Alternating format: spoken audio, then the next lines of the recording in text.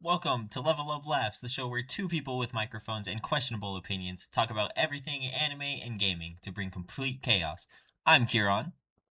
I'm Jack. Grab a drink, lower your expectations, and let's get into it.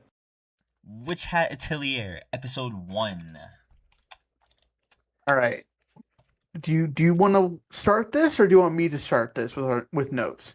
Uh, you start this. I think because I didn't take it notes on Oh yeah, yeah, right. Yeah, episode by episode basis.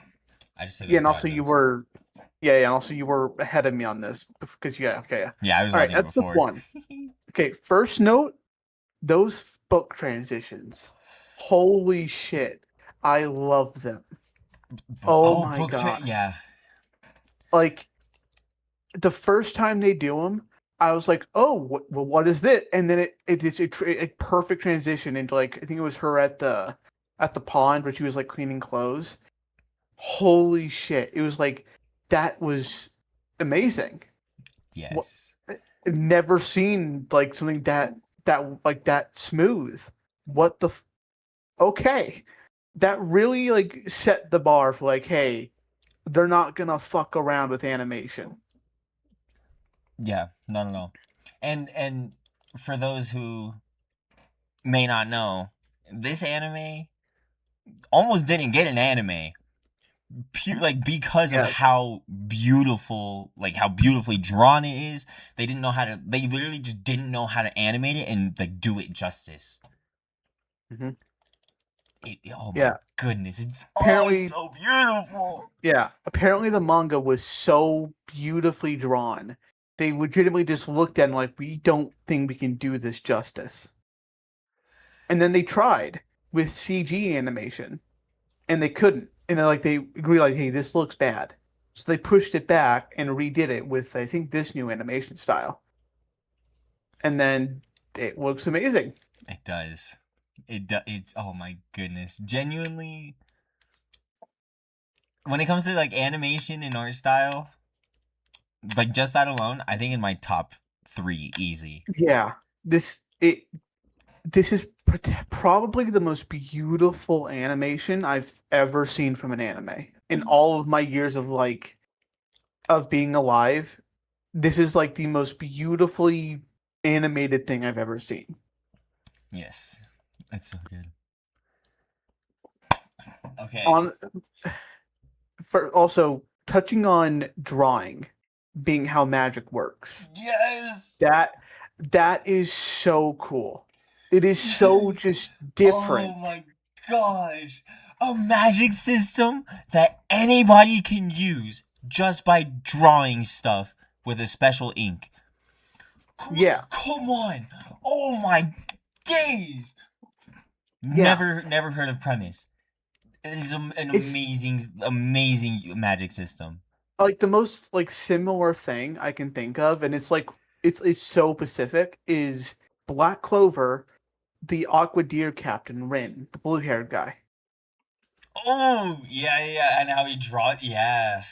because he like his magic is like painting, and like that's how Yeah, but his even work. then, he like still has to draw what he's trying to cast. Yeah, They like have to it's just not draw like certain yeah seals, yeah which it's not the same, but it's the most simple thing I can most like relate it to, and that's so cool that it has to be that specific for it to like even have any kind of relation. yes, So I love it. It's so yes, cool. it's it's great. But we definitely could not have that in real life. Have you seen some of the spells that people have made already? Like real life people have made already? Yeah. There's No, some what? No, I haven't. Wait, no, no. no. So people have made their own spells, right? Like they figured Yeah. out what spells like when spell like and how to combine them and how they work kind of things. So there's a lot of and then people are messed up. There's ones that are like literally create a black hole. A spell that creates a black hole. Ooh, That's some it's forbidden magic right there. like yeah, yeah. There's one. Um, Oh, there's one that was designed to be forbidden magic, and they've called it the human firework, or the living firework is what they called it, and it basically turns whatever living creature into a firework and explodes them, but then they also explode with light and turn into light at the end. That As a homemade spell, mind you. There's some that literally like will just like give like I think there was one that I saw that will give you brain cancer. Like there's one that is like the neuralizer from Men in Black, like the erase memories, of course, which we see that in the show. Ew. But no, there's people. I understand why it's so forbidden in the show and why it's so gatekeeped. I Yeah, understand it now. absolutely. Because at first I was like, man, that's amazing. Everybody should have this. But then I saw our people do it, and I was like, oh, this maybe you're right. You're right, actually. Mm. Yeah. People can't be trusted with spells. Mm. We disagree there, but we'll get to that. Um, so yeah, magic, very very cool system. I love how just unique it is and different. Yes, it is very cool. Uh, Anything else for episode one? Not for episode one. Okay. Episode one ends with mom dying to forbidden magic that Oh, Coco that is uses. episode one? Yes. I wasn't sure if that was two. No, because the cliffhanger is like mom dies, crystal like spreading Yeah. through the No, she house. doesn't die. She doesn't die. That was a petrification Okay, spell. She's yeah, petrified. you're right. She's petrified in the crystals. Keyfree saves her like just in time. I do want to point something else out as well. Keyfree, I love Keyfree so much, dude. And Mm. and he does have the same voice actor as Sung Jin Woo from Solo Leveling. Isn't that Does he? crazy? Yes. Same voice actor. He's got such a range. I'm checking this now. Please do. But yeah, like that last minute say. Also, I found it interesting. In that at the end of the first episode, do you remember how when Coco was like just finishing? No, she was like finish the spell, didn't work because you didn't know you had to close circles yet, Mm-hmm. and then like the ink dropped, and like the second it did, it's like, oh my gosh, it's working. But then we get to look behind her and we see like the shadows like racing towards her to grab her. Yes. Was that Keyfree? I think so, yeah. I think it is too, but also my brain has just come up with the theory of what if that was the brim caps? Oh, and it was like a race to who gets her first? Yeah, like that is a complete guess, but I don't know. My brain just thought of that because we haven't really seen them do that Honestly, before. true. Honestly, I do see what you're saying, though, because it was like two separate things. Because right before Kiefer got her, it was like shadows coming for her, like you said, like darkness. But when Kiefer got her, it was light again. It was normal. He just snatched. It was still like a oh man, what just happened kind of scene, but it was still like he didn't bring the negative, the bad darkness vibes. No, I don't not think at all. Kiefer's not a. I don't think he's. I don't know. I don't know. We'll get on him We'll later. get We'll get to that. we'll get to that later. We'll get to that later. Also, Kieran, I am looking through the English VA's roles. I do not see soul leveling on here at all. Eh? Hold on. Yeah, Hold please. it might be a different VA for a different language, but yeah, Joshua Waters definitely didn't voice Sung Jin Woo. Joshua Waters. That is. Hold please. That's the English voice actor. If you mean the Japanese voice actor, Is it?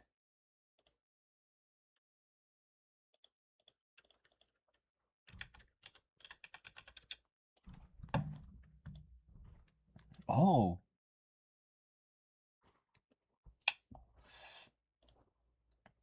it is different. I was fed I'll look faulty at information. This is why you shouldn't get all your information from fucking TikTok. This one wasn't. I Uh swear. huh. I swear Sure. it's it. I don't believe you. Instagram. That's not any better. That is in no way better. That's in no way, shape, or form better, Kieran. No way, shape, or fucking form. It's slightly better than TikTok, though. No. No, it's not. No, it's not. You dumbass. Instagram is a reputable source. No, it isn't. It's social media. And so, who doesn't trust social media? This is smart people. You dumbass. Oh Okay. god. Okay, now that we've established that Kieran's an idiot, episode 2, we see Coco get introduced to the other students, Tetria, Agat, and I can't say her name because I do not know how to pronounce it. Is that? Rechi? I think so. Yeah, I think so. Okay, The sure, blue Rechi. pair, right? Yeah, yeah. Yeah. The very deadpan, but yeah. Yeah. So Rechi, he meets them. They get acquainted. Agat is a bitch. She's a And we get to. child. Okay, you're right. She's a brat. Uh, we Honestly, I get can't even deny it. we get a more in-depth look into how magic specifically works, Yes, and I think it's a very well designed magic system. 100%. The more perfect, like the better. What is it? Like the more perfectly or accurately it's drawn, the stronger it is. The bigger. Oh wait, no. Depending on how you The draw it, accuracy depends on how long it lasts. The size depends on how big it is, right? it's like the cleaner it is, the better it is. Like the cleaner it is. Yes. Like yeah, the Like the longer, stronger the yeah. attack or spell will But be. But if you like, because you have to put like the arrows around it facing inwards or like facing different directions. We also learned that like if one arrow is longer than the others, the spell is going to gravitate going that direction more. Yes, it is. Oh my So days, it's I so just cool. I just love that like it's easy enough to understand, but there is so much like small details that if you wanted to like really dive deep into it, you can, and you will learn so much more about it and realize how intricate it really is. But if you don't want to do that, that's fine because like it's basic enough on a like surface level that you can understand it. Right. And I just think that's so. I think I just have to sing the praise of like how they designed that. I agree. I agree. Oh man. It was also interesting to see that the students already had heard about what Coco did. Everybody had heard about what Coco I did. know, I know, but it was surprising to me how fucking fast that news traveled. Yeah, Think so about it. that kind of makes me think like if you are not if you or yeah, if you do if you do forbidden kind of spells, it just puts a beacon on you, you know? Like for the I brim caps that they can get away with it because they know how to or like hide it, I guess, you know, like to s- to s- to s- to cover the beacon, if you will, to cloak the beacon. But Coco, she don't know, so it was just like boom, well, crystals. I get that. I do agree that like with use forbidden magic, like the Knights of Morales, they find out about it. Yes, or like the higher up wizards, or witches, they have systems in place to detect that. Yes, but how did Kiefer's students, who are separated from the rest of the witches, hear about this? How did these three apprentices who have basically no contact with the rest of the witches find out about a young girl using forbidden magic? and got her mother basically killed. Hmm. The only thing I could think of would be like they went into town or something and overheard people talking about Even it. That's like but the only even thing I could then, think. but think about how isolated they are. Right, yeah, it's like it's a bit of a trip to get into town. Yeah, and also because going this is a little head, but the watchful eye, he wasn't around. So he like even if like he had heard about it and like they overheard him talking about it, he wasn't there to for them to overhear that. So how the fuck did they hear about it? Well, yeah, like if they did make it to town, like Yeah, but say like Agat's, on like a shopping trip or whatever, getting her supplies, and then hmm right before she comes home, oh man, did you hear about the little girl that did forbidden magic? I hear that somebody's gonna take her on as an apprentice, and then well, she's like, no, oh no, shit. but no, people don't know that she was being taken on as apprentice. They just know that she did magic. Kifi's been keeping it under wraps that he's taking her on. Was it? Yeah, because no one knew except like Kifi's apprentices, obviously, but like because he was like keeping it under wraps that like he was taking her on until he went to the grand hall to talk to people about like officially, declaring her as his apprentice. Hmm. Because he Yeah, knew then people would it could argue still against be. it. Yeah, then it could still be like a thing of like her like coming home from a supply trip and then being like, "Oh, But do you hear about the little girl my that did forbidden magic?" but my question is though, because I feel like the only like near towns that are like within walking distance are not magic towns. Like they are outsider places. The closest one that I'm pretty sure they've been taught, like they've visited multiple times, is like Kaldon or Kalon, or I forget what name it is. But But they have flight, I know. yeah, they have sylph shoes. So they are a little bit faster. Yeah, but I wonder if those three would have left, even a god would have left home without anyone else there. I feel Do you like know a he god? would. I don't know. It doesn't matter, but it's just kind of like, how did they hear about this? Yeah, Also, how did word travel so fast? that is true. Like, it's just crazy how fast that word spread. Because realistically, Kiefer gets Coco back to his atelier. It's like by the next morning. Right. So how the fuck did it spread that fast? That just surprises me, like how fast information got around. That's what I'm saying. Forbidden. It's got to be like a beacon kind of thing. Well, I Somebody get did that, forbidden but magic, and then everybody gets like a text message to be like, "Oh, I don't think warning, everyone warning." does. I don't think everyone No, does. not I everyone. I do think like yeah, I do think like the Knights of Morales higher up, which is like they absolutely do get like get a report like, hey, we're getting reports we're getting reports of like forbidden magic over here.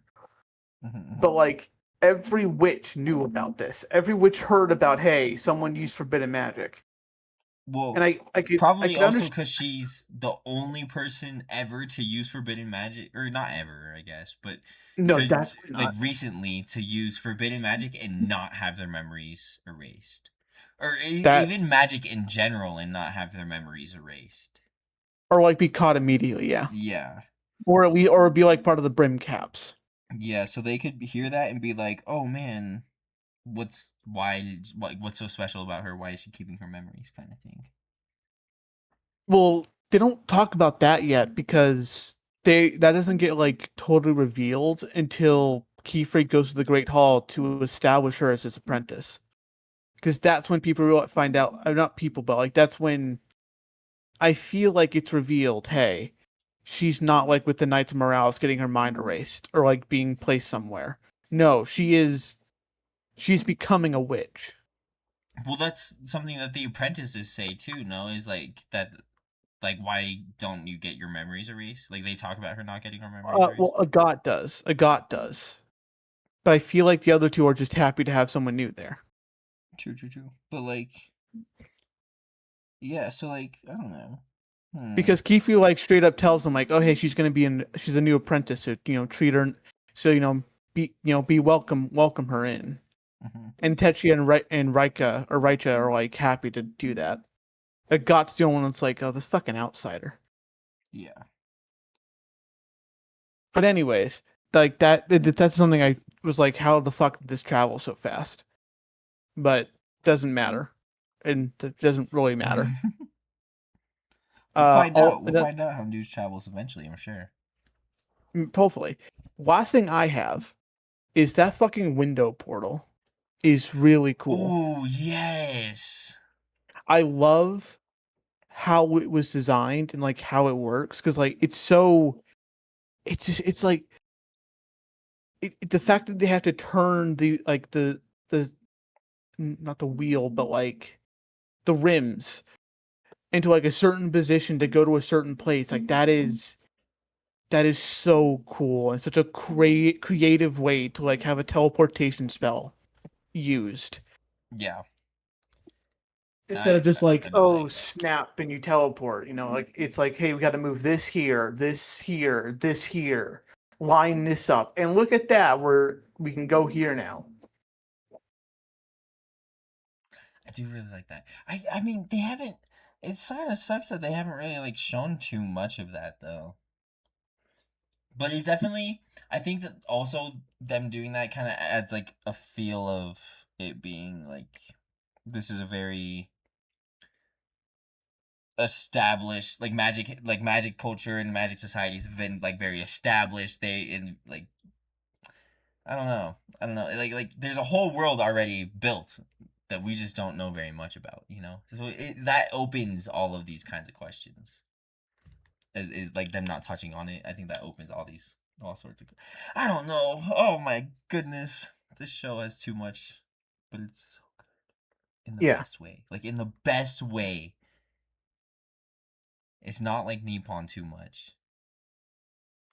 no you're not dumb enough, you're not too stupid to understand which Exactly. I understand what's happening in Witch Hat, and that's like why it's like, oh my gosh, it's a masterpiece. is good. It is so beautiful. It's a masterpiece by what are we on episode 2? Yep. Yeah. That is all I have for episode 2. Anything do you have? Mm,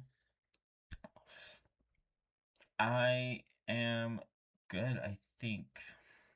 Because episode 2 is Coco meeting the other apprentices. I believe he we see Kiefer go to the Great Hall, and he meets that white and like orange slash red haired girl, and like they seem that they know each other, and she's like asking him about why he doesn't just stay in the Great Hall with his apprentices like everyone else.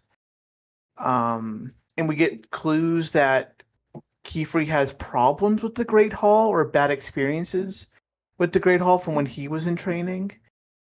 Um, we meet another wizard there, or witch, sorry, witch there, and he's the one that supplies Kiefer with like the apprentice robe and like the paperwork. And then we see a guy basically giving Coco telling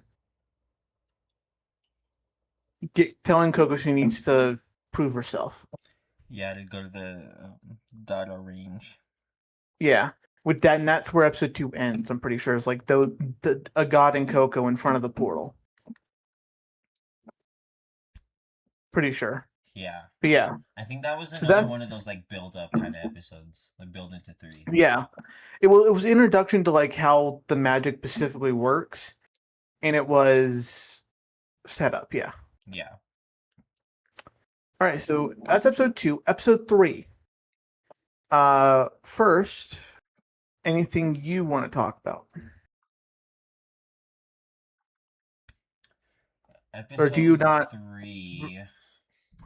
Or do you want me to lead so we can remember what happens in episode 3? You lead. I mean, I think I'm like 90% sure I remember what Yeah, happens. but it's the Dada range. Yeah. This is where she meets Brush Buddy, Mm-hmm. who Oh I my admit, gosh, what a little cutie patootie, dude. at first I was split on. What? He's adorable, but also he reminds me of a hairy caterpillar, and I don't like bugs. But he's so cute. Oh, I've come around to him now, but at this in episode 3, I was like this. He's a little creepy, Fair enough, fair enough. but now I've come around to him that he's a fucking adorable. Uh, Also, it is cool to see Coco really get creative with how she uses magic, with the Yes. specifically the boat. Yes. She has her own like style with this stuff. It's not Yeah, like the traditional witches how they do their spells. yeah. And of course I remember, it's not like forbidden like the brim caps, but it's like no, she's got her own spin on it and it's so cool. yeah. Well, she does before she comes up with the sail idea. She does think about using the Sylph Shoe spell on herself, Yeah. but then I she thought she realized, like, was wait, going right, to. yeah. But then she was like, oh wait, no, can't, no, that's forbidden. Never mind.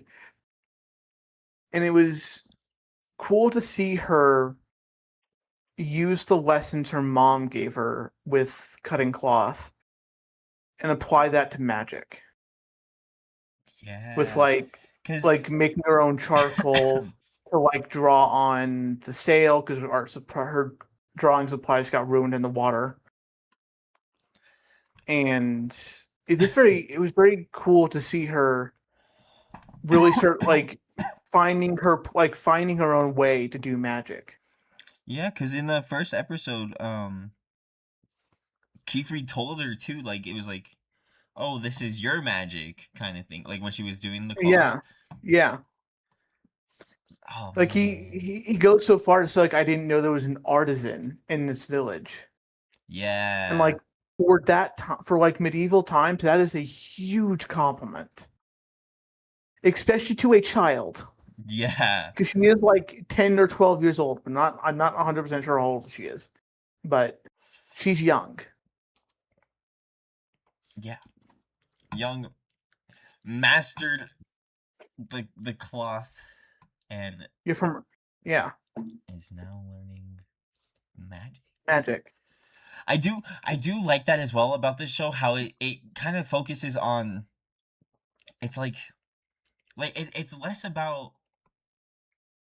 like oh man let's all just like time skip we're all insanely strong let's go after the brim caps like no it's like we actually see their whole learning process we see all the craftsmanship we see all these cool things other like that's not just like combat you know Yeah, very nice world building it makes me want like I don't care I don't have to see a fight I just want to see them cast spells let me see them draw circles oh my days it's so pretty it is very cool to see. We'll get into that. I'll get into that later.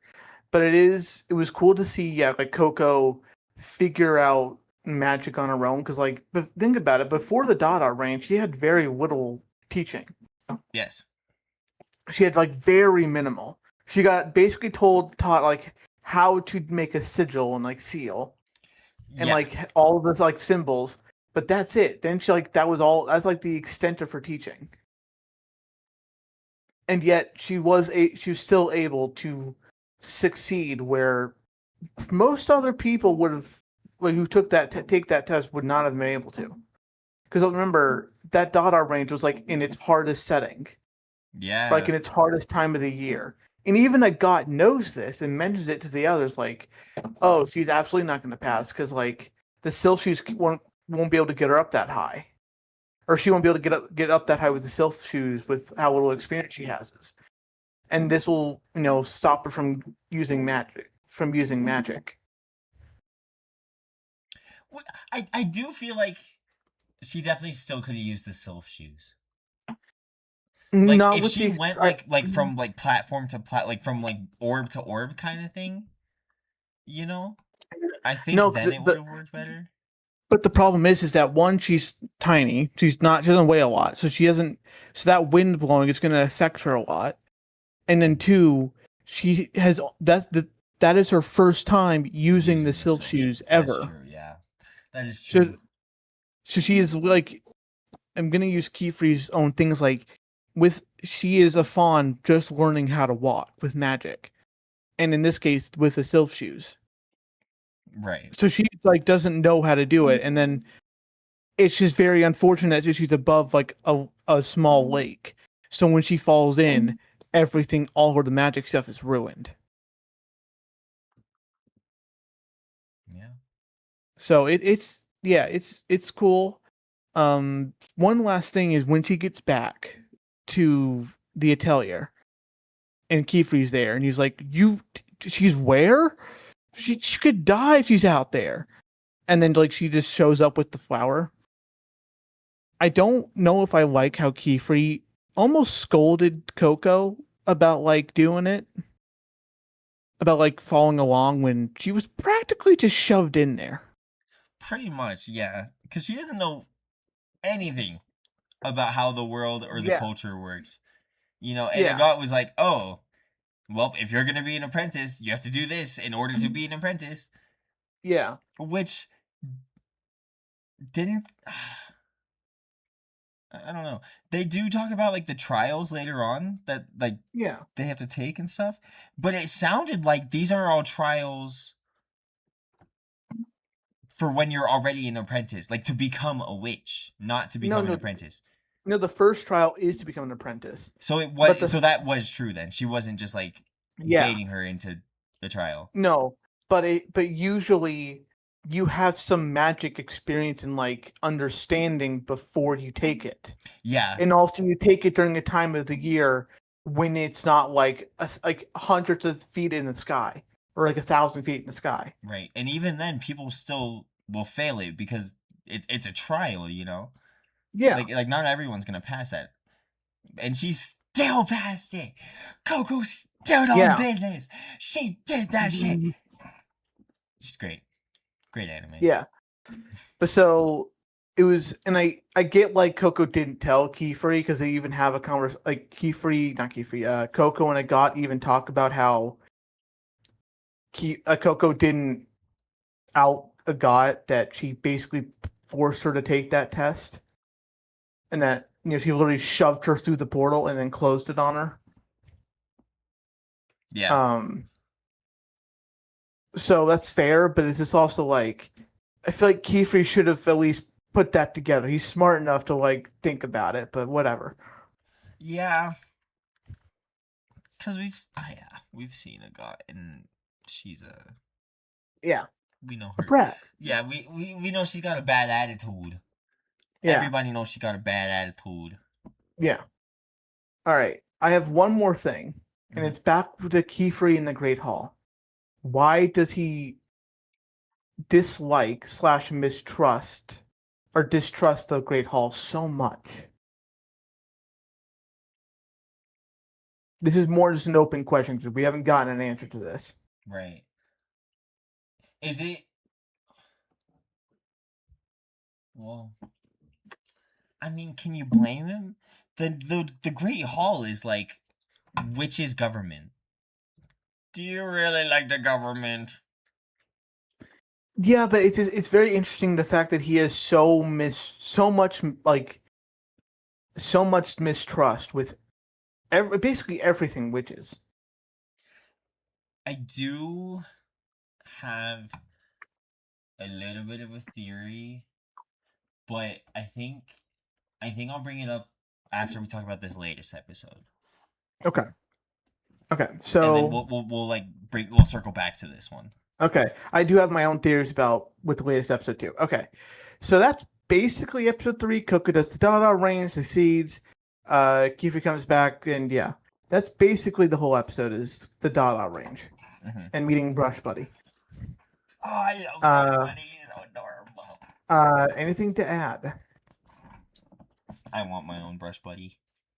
They are absolutely going to make a Brush Buddy plush. Have to. Oh, With how absolutely, and I'm pop, gonna get with it. how With how popular this anime's become, yeah, absolutely they're and going to. and I'm absolutely gonna get one. No freak. You- Fuck yeah. I'm gonna go right next to Chopper. Okay, so episode 4 is they go to fuck. What's the town's name? The witch town.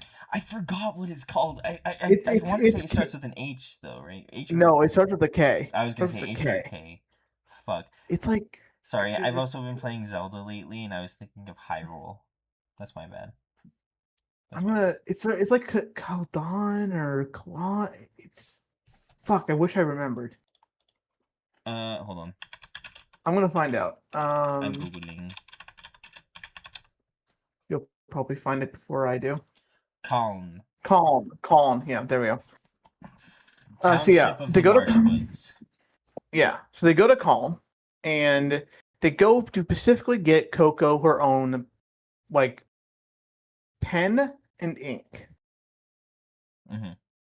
because she basically has been given keyframes like just spare ones, and apparently the size, weight, and like the balance of the pen actually really affect a witch's ability to draw, which is fair, personal preference. Right. So they go to Calm. Coco is loving every second of it because it's all magic's just everywhere, and it's all casual use of magic, which she's just so happy with. Yeah, there was her first experience with magic, right? Like she got a flashback to her first experience Yes, with the yes. cobblestone paths. Well, no, that she re-experiences that later, but yes, Wait, it wasn't in his shop? no, because she re-experiences it with Elrugio, the watchful eye guy. Oh, you're right. You're right. Yeah, but no, we do get that flash. I don't remember when that flashback happened, but that flashback does happen, and yes, we get to see little baby the fucking Coco, who's adorable. And we also get to see her, yeah, sort of like why she fell in love with magic. You know what? That flashback probably happens in like episode 1 or 2, Yeah, the but first time we see that I think is episode 1. yeah, but she does have that. She meets the brimmed caps for the first time, Yes. which we don't. The eye mask brimmed cap specifically, who gives her the book, gives her a pen, which she didn't realize was a pen for a long time. Uh, and yeah, that's where like love of magic first really sparked. Yes. And the But way yeah, that those cobblestone paths work is so cool. yeah, Just like it was. Hmm. it, There you go. You go.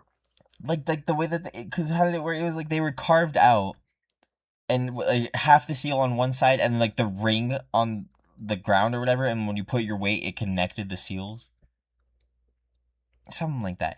I don't know, the practical uses of magic are really cool in this world. Yeah. Well, I think you're thinking about how El Rugio's magic glowing past worked. The Brim Cap guy, he just like didn't like he barely did anything. And then like the light followed her for a long time. For her like followed her out of town. Well, yeah, I think that's just like, wasn't that just the stones, like wasn't that just all the stones in the town, You like know, they it was just did wherever that? she stepped. No, it's wherever she stepped, like Well, yeah, specifically because that's how she. the stones worked. Oh, I thought that was for everybody, like they just lit up for No, it everybody. was no, it was specific because she like when she stepped on when it glowed, she looked at her mom like, Mom, the stone's glowing, it's Oh, you're glowing. so right. Yeah. And the mom's like, she like, give like it's like, oh, so that's sweet, sweetie. All right, let's see if it follows you out of town. And then and Coco looks down at the ground the whole way out of town as the path lights up beneath her as they go. And then when they get out of town, it stops, and she's really sad.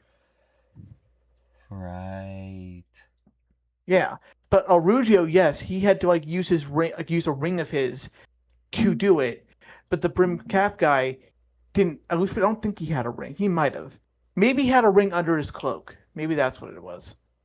But he does something, and then the flight follows Coco out of town. Mm. Yeah, Okay. But okay, we're back to episode 4. They go into Colin. They go to, I forget the shop's name, but they go to the shops where Tarta is. And they meet Tarta, meet his granda. And Coco starts looking around for, what kind of pen she wants. And what is Kiefer talking to the old guy about? Um, at this point, Because it's not about the ink bottle. no. What is it about? It might have been about nothing. We just like he was just off screen. Was it off screen? Because No, I don't think it was off screen because this was the first. Like he was like, "You will tell no one about this." no, that was the ink bottle. Are you sure that was the ink bottle? Well, he I did don't that think. both times actually. Okay, because I was gonna say, I mean, I'm pretty sure he also just said that during the ink bottle, but he did something else for that as well. Well, for the ink bottle, he wiped his mind. Yeah, But the first time we're there, and like the first time we meet these characters, did yeah. they He's. talk about anything I'm pretty specific? sure he says something like, "You mustn't tell anyone about this" or something. But what did they talk about? I don't remember. That's the bad thing.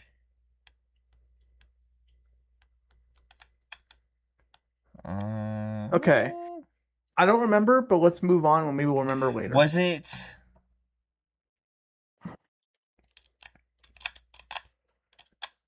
it? Was it because at this point in time they they had maybe just run out of the shop chasing the brim cap, and then the little boy in the shop, I forgot his name.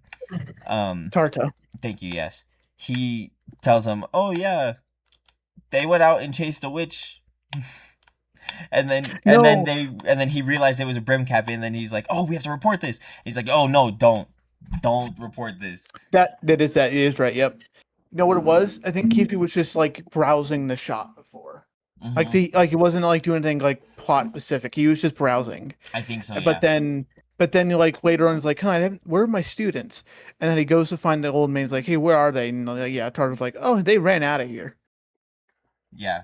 They left. And then he didn't want them to report the brim caps because he wanted to go. Yeah, no, because Tartar's like, oh, I saw this guy with like a weird hat and a mask. And yeah, you're right. Yeah, that's what it is. Yeah.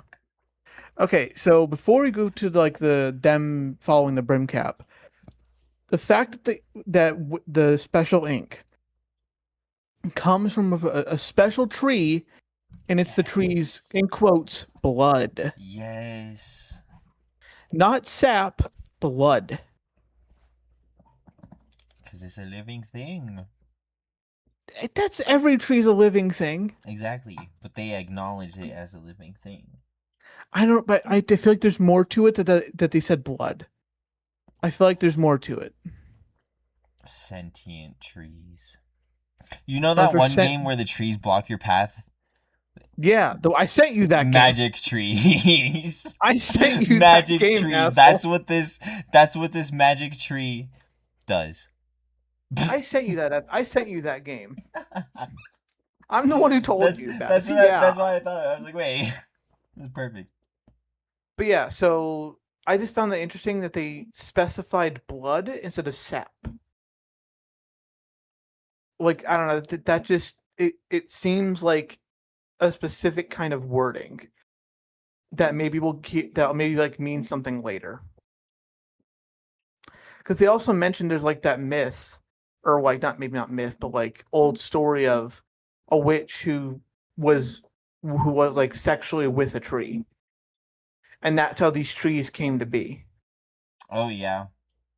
So it could be like a tree human hybrid thing. Maybe, but yeah. So that I just found that interesting. But yeah. So then they chase. Well, Coco sees the brim cap guy outside, chases him, Mm-hmm. and the others don't see the brim cap and just see Coco run off, so they chase.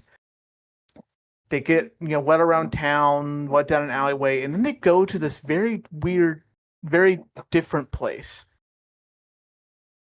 And I'm curious what this place is called. Like The the white maze, the big white maze. yeah, I don't know. They I don't know if it's like just a pocket dimension. That's what I Is was it thinking. Like it kind of looked like a pocket dimension. that probably is. It probably is, but I do wonder if it like if it's like another part of the world or if it's just like a pocket dimension that the Brimcap just made. If he did, in which case, if he did, how the fuck did he get the dragon in there? They birthed the dragon in there. That's the dragon's home. I could almost believe that actually. I know, right? Right? I could almost believe maybe not birth, but I could. Well, Like they hatched the maybe. dragon. Yeah, maybe.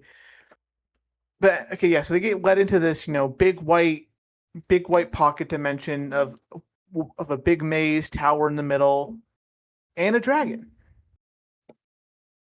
They can't figure out how to get out, and then they start getting chased by the dragon. And that was cool. We see them panic and struggle a while. And got two things to note before I hand it off to you. Okay. Mm-hmm. First, a god's got to fucking chill with the "oh, you killed your mom, shut the fuck up." She's got to chill with that. Every fucking time she's like, "shut up, you got your mom killed. All right, you're not a witch." She says that so much in the early episodes. Yeah. Like every conversation's like, "hey, you got your mom killed. Shut up." Yeah, and she's not even dead.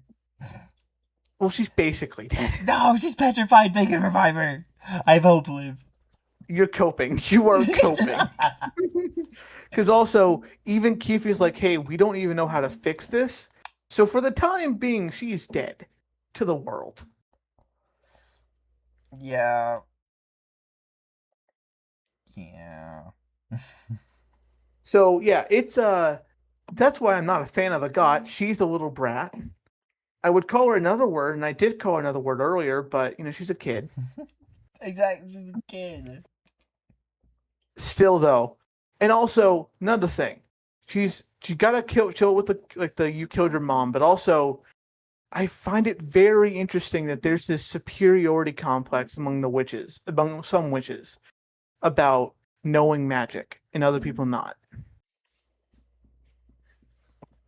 Yeah, like normies. They call it outsiders. Outsiders is the term they use. Oh. Even El Rugio says it, and he's like, and then he like backtracks. It's like, "oh, sorry," because Coco's right there. I think it's El Rugio, but like, there are some wizards who are witches that are just like fucking outsiders, fucking 100%. useless, and it's A God's and I family is know. definitely one of those. Well, yeah, because now we know that her family's like old witch blood. Yeah.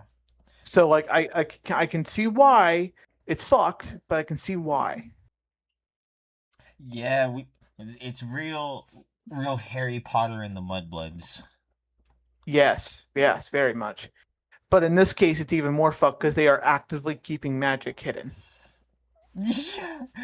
Or Legitimately gatekeeping magic is crazy. yes, yeah, that's what I'm. Okay, we'll get to that later because I have a lot of thoughts on fucking the gatekeeping of magic. But uh, we have that very tense, sad scene at the end of episode 4, or near the end of episode, or maybe not, like midpoint of episode 4, where they hit a dead end. The dragon is, they barely lost the dragon, and like Tetch is buying them time by having her apprentice row distract the dragon. And they hit a dead end, and Tetia like starts to really crumble under the pressure. And we get that scene where Tetia looks up and she sees Coco, who's holding her hat. Or not holding it, but standing next to her hat, and she just stares at her like, "holy shit, this is your fault." we are gonna die because of you. Yeah. And Dude, that kind of made me sad. it was depressing. And I'm like, yes, it is Coco's fault. She shouldn't have run off on her own. But like at the same time, like that doesn't help. But also, I get why she's terrified she's gonna die. She's the same age as Coco. Right. So it was just like a little heartbreaking to see that scene and see like Teji, who had like been the most welcoming person to Coco from the beginning, be like, I wish you weren't here. I wish you just like hadn't shown up. Yeah. That was really sad, really heartbreaking. And then you have like Rechia, no, and then you see have like Coco try to like, who is like also starting to like crumble under the pressure as a god is like trying to break through this wall. She reaches over to like ask her a question. She touches her, and that causes Agat to like mess up a sigil. And she snaps at Coco like, "You don't do that to a witch. Yep. You don't, and you wouldn't know that because you're an outsider." And it's like that whole scene was just like heartbreaking because it really disestat like it almost like draws that like firm line like, hey, we are full on witches who have over we've done this our whole lives, and you have like a week of experience. And just like them going through the hole that Rachel makes, and you just see a got Coco standing there with Techia's hat, and she's just staring at that hole like, do I follow? Do I? And I think she even looks back at the dragon, Yeah. and it's like, holy shit.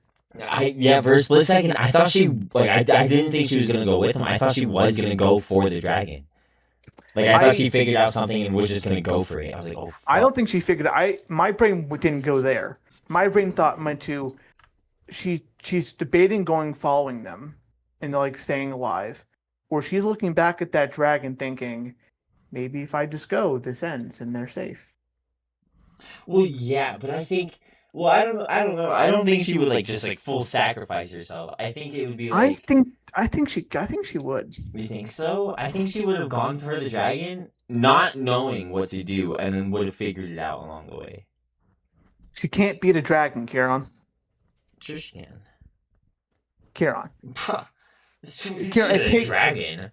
it takes the combined might of all three of them, not like Coco doesn't really help here, in the creation of a brand new spell for them to distract the dragon.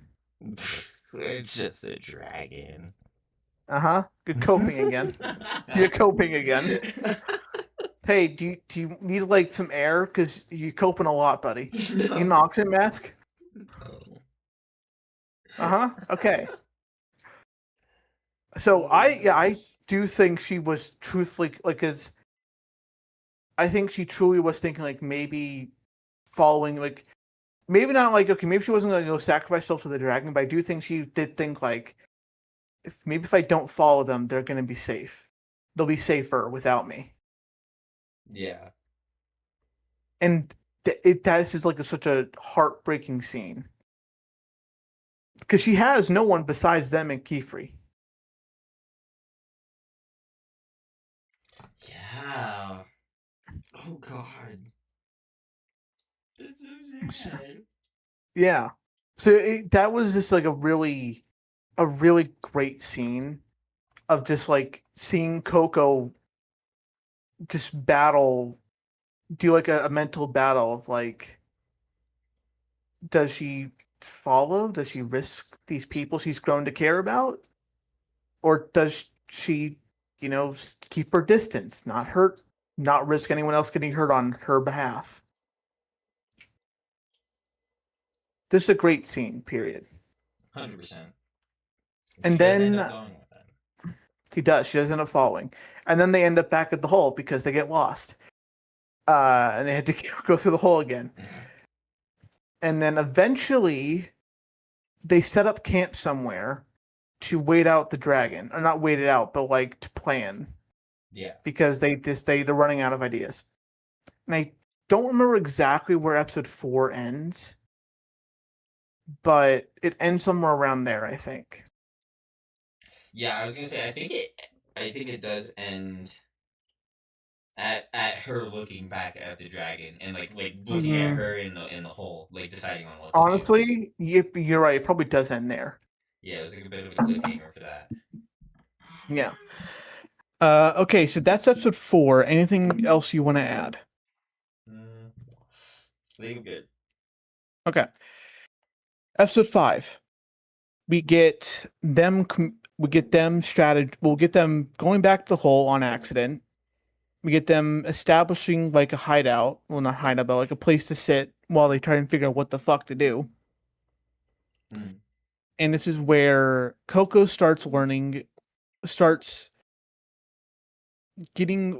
things from the others by watching.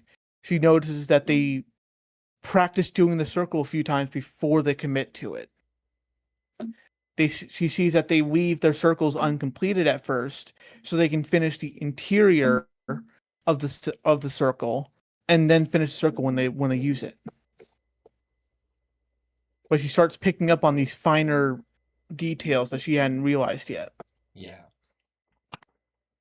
And we see her and Tetsuya make up, and Tetsuya gets her hat back. We see Tetsuya's spell for the first time, the one she's been working on for a while. Spell of clouds. Yep. And we see a god give Tetsuya advice on like how to work the spell. And then I think it's Coco gets the idea to use the spell on the dragon, which is the most adorable plan ever. And also the most Coco plan ever. Brother, she couldn't have figured that out without Tetsuya first showing her the spell. Yeah, that's true. Yeah, Hey, Also, maybe lay off the while all copium. of this is going on, while all of this is going on, the dragon is steadily getting bigger. Mhm. Like is Well- being fueled. Is it was the dragon getting bigger, or was it the area getting smaller? I want to say it was getting bigger. I think you're right. Yeah, you're right. No, you're right. They only mention, because they talk about, is the dragon getting bigger or is the place getting smaller? But you're right. It absolutely was the dragon. Yeah. And they showed like they showed a sigil on or a seal or whatever on The tower. yeah on a tower. Did we ever figure out what that seal was? Kieran. What? Okay. Here's what we're going to talk about. All right. So they're trying to figure out, okay, how do we get out of here? And then they're talking about sigils and like how seals work. Then Coco mentions, they mention like, there has to be a seal somewhere that's keeping us in here. And Coco's like, Oh my god! I saw a sigil on the tower. That's And they're right. like, that's probably That's the thing right. we need to get to like get us out of here. Oh right. So- Right. But they also realize the dragon is like guarding the tower. Yes. Most fantasy thing ever. But they realize they need to distract the dragon because they can't beat it. They accept that they can't beat the dragon, and then they start figuring out. They realize to go with use the comfy clouded beds plan,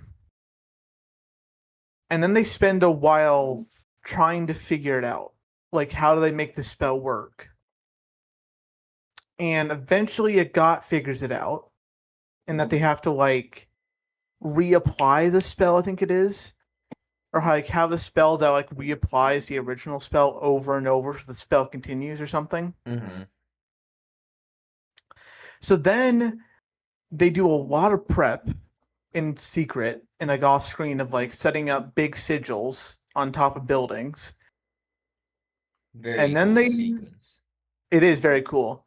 And we also see Coco perfect her pyro ball spell. Yeah. And she like finally, like we actually see the trail of burned papers along like along the thing as they've all been working on the cloud spell. And yeah, and then they do the spell. Dragon falls asleep, I guess. Well, gets comfortable, I guess. The better way to put it.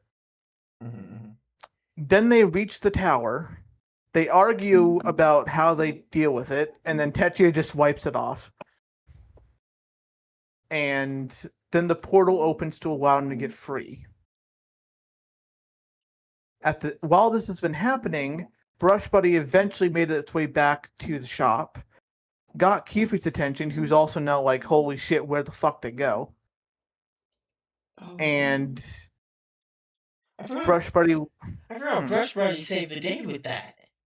yeah, Brush Buddy, its sad little thing is so small, it took him a while to get back. Finally got back, got Kifi's attention, led Kifi back to the alleyway. And that's also where we learn that Brush Buddies are attracted to like casting ink. Or conjuring ink, I think it's what it is. Yeah. Which is where he sees the rock. Where he like picks up the rock and that's where the spell was. And that's also at the exact same moment they wipe off the seal and the portal opens. Great timing. And then we get, my exact words are, the most beautiful seconds of animation I've ever seen. Oh my gosh, dude. When he clears those clouds. Yes. Oh my god. It was so beautiful. It was not so even cool. It's not even just the cloud part, right? Yeah, oh my days. It's him skyrocketing down to grab a god, shooting up into the clouds, like clearing the clouds in that one big move, casting his own light dragon made of light. Like, it is seeing the fucking droplets of water in the air. Like, holy shit. It is gorgeous. It has no right being that gorgeous, and I love it. It's incredible. It's so cool. I truthfully cannot say. I can say with 100% that I have not seen animation that beautiful ever. Yeah, I can agree with that. It blew me away how beautiful it was. I honestly agree with that. Yeah, yeah. Okay. Hold up. Let's see. Are you gonna try and show the scene? I was gonna try and show the scene. I was indeed gonna try. Also, good job remembering studio mode. Thank you, right? I kind of can't. Oh no, I think I remember how it works. I can't fucking believe you didn't know. Never knew that it was a thing. Been That streaming all these years, been making content all these years. And what, like 7 years now? And you never fucking knew about it. That just blows my mind. That just blows my mind. Crazy. Okay, wait. Go back. It's even called the most beautifully animated magic spell you'll ever see. Oh my god, it is. It is. They even know, like, hey, this is fucking beautiful. It's so.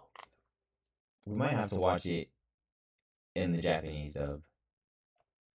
Oh, that's from Crunchyroll themselves. Yeah. That long to notice. Alright. Oh, wait, I gotta unmute the stream. Swoosh. Okay. Let's swoosh You're breaking the seals so spontaneously! What were you thinking? I was thinking we needed to break the seal! Everyone, look up there! I can see the sky! Way out!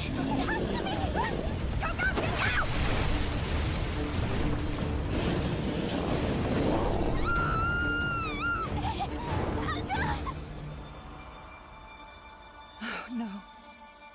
Without my silk shoes, I'm in a spot of trouble here.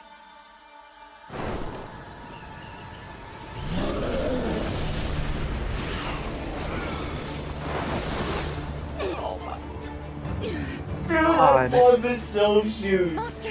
They're so cool. Master! Not now. It's coming.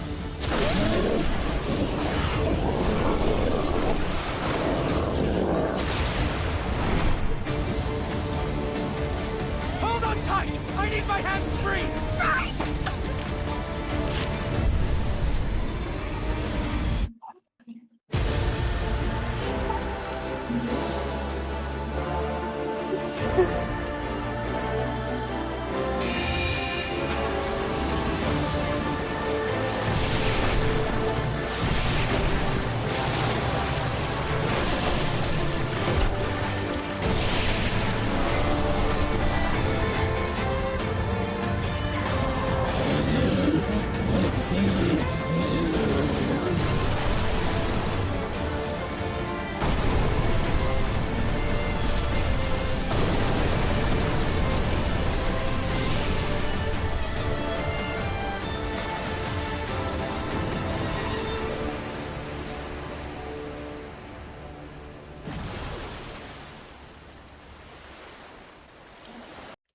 That It's fucking beautiful.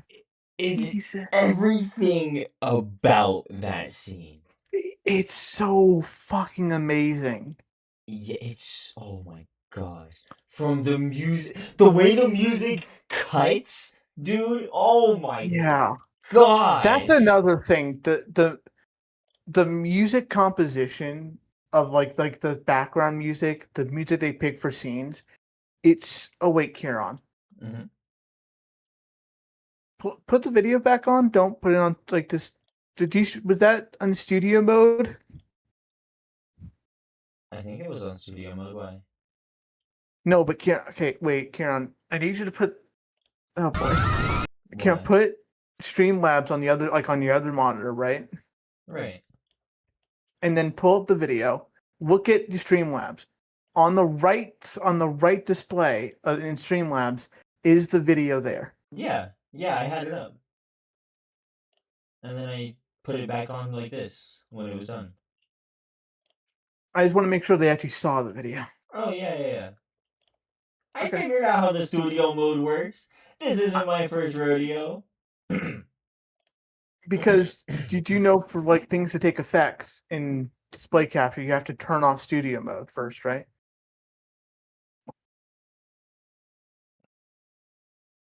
Wait, what? Okay, so like okay, Ken, put it back the way it was. Wait, like you don't put just press transition and hey, then it just show up? hit transition. Well, I can't right now.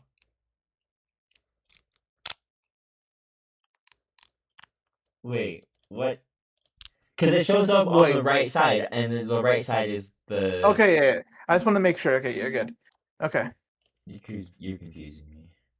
I can't see it the whole time, but if you say it showed up on the right side, then it's fine. Okay. Okay. I worry you didn't hit turn off studio mode after you started the video or brought up the video, and they just saw the fucking logo. I don't think so. I mean, I didn't turn off studio mode, but I did transition it. Like I said, it was showing the video. Okay, as long as it showed on the right side, then it's fine. Yeah. Yeah. Okay, yeah, you're good then. You're good. All right. All right, so yeah, yeah, beautiful fucking scene. Holy shit. It's honestly amazing. Yeah, and the fact that I'm recording in 720p does not do it justice. No, you also had a bit of lag. That might have been either the Discord stream or just your internet. I don't know, but there was like a small like lag, a little bit of lag, but like in the actual scene there is no lag. Yeah. Please watch the show if you have not. Actually, please, it's you will not regret starting it and watching it. And it's less than a Okay. season right now, less than a full season. Yeah, it's only 9 prime episodes. time. Only 9 episodes. Releases every Monday. Catch up. Every Monday. Okay, so now that we're done doing shilling for free, 2 questions about this episode, right? Mhm. Why is Keyfree so adamant about keeping the Knights of Morales out of the loop?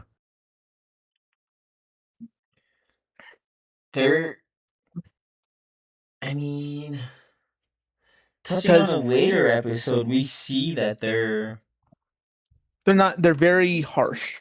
very harsh. They're by the book. They don't care about reason or circumstance.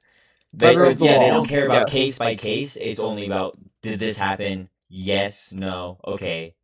Was this law broken? Yes. Okay. Done. Exactly. They don't really care about why, like the reasonings or anything like that. They're very harsh. Yes. So we've understood why keeping Coco out of the loop makes sense, right? Like we understand why. Mm-hmm. But keeping the Brim Caps activity out of the loop. Yes. Like keeping that away, why? I don't know. At this point in the show, I was thinking that it was a possibility he was trying to join the Brim Caps. That's fair. That's a fair guess, especially at this point. Yeah, like at this point in the show, we don't know very much about the Brim Caps. We don't know very much about Keyfree. Yeah. You know, like, and he's trying to keep them a secret. Like, I feel like he was trying to. I don't know. Also, you should turn off studio mode at this point. Oh yeah. At this point in time, But, I feel like yes, he I don't know. he was sketching me out. He was sketching me out, especially because the way that he told the old man, "Don't tell anyone about this," like very threatening and menacing. Like, it made it seem like he wasn't a good guy, but I don't know. Yeah. So, second question. Mm-hmm. What plans do the Brim Caps have for Coco? They touch on that vaguely, I think, in the newest episode. A little bit. Well, we get the main purpose of why the events of episode 4 and 5 happened. No. We get yes, we do. The ink bottle. Oh, I guess yeah. I guess that was like the main purpose, huh? To switch out the bottles. Yeah. Well, not switch out. Remember, it's not switching out. Or yeah, to tamper with. Tamper with, yeah.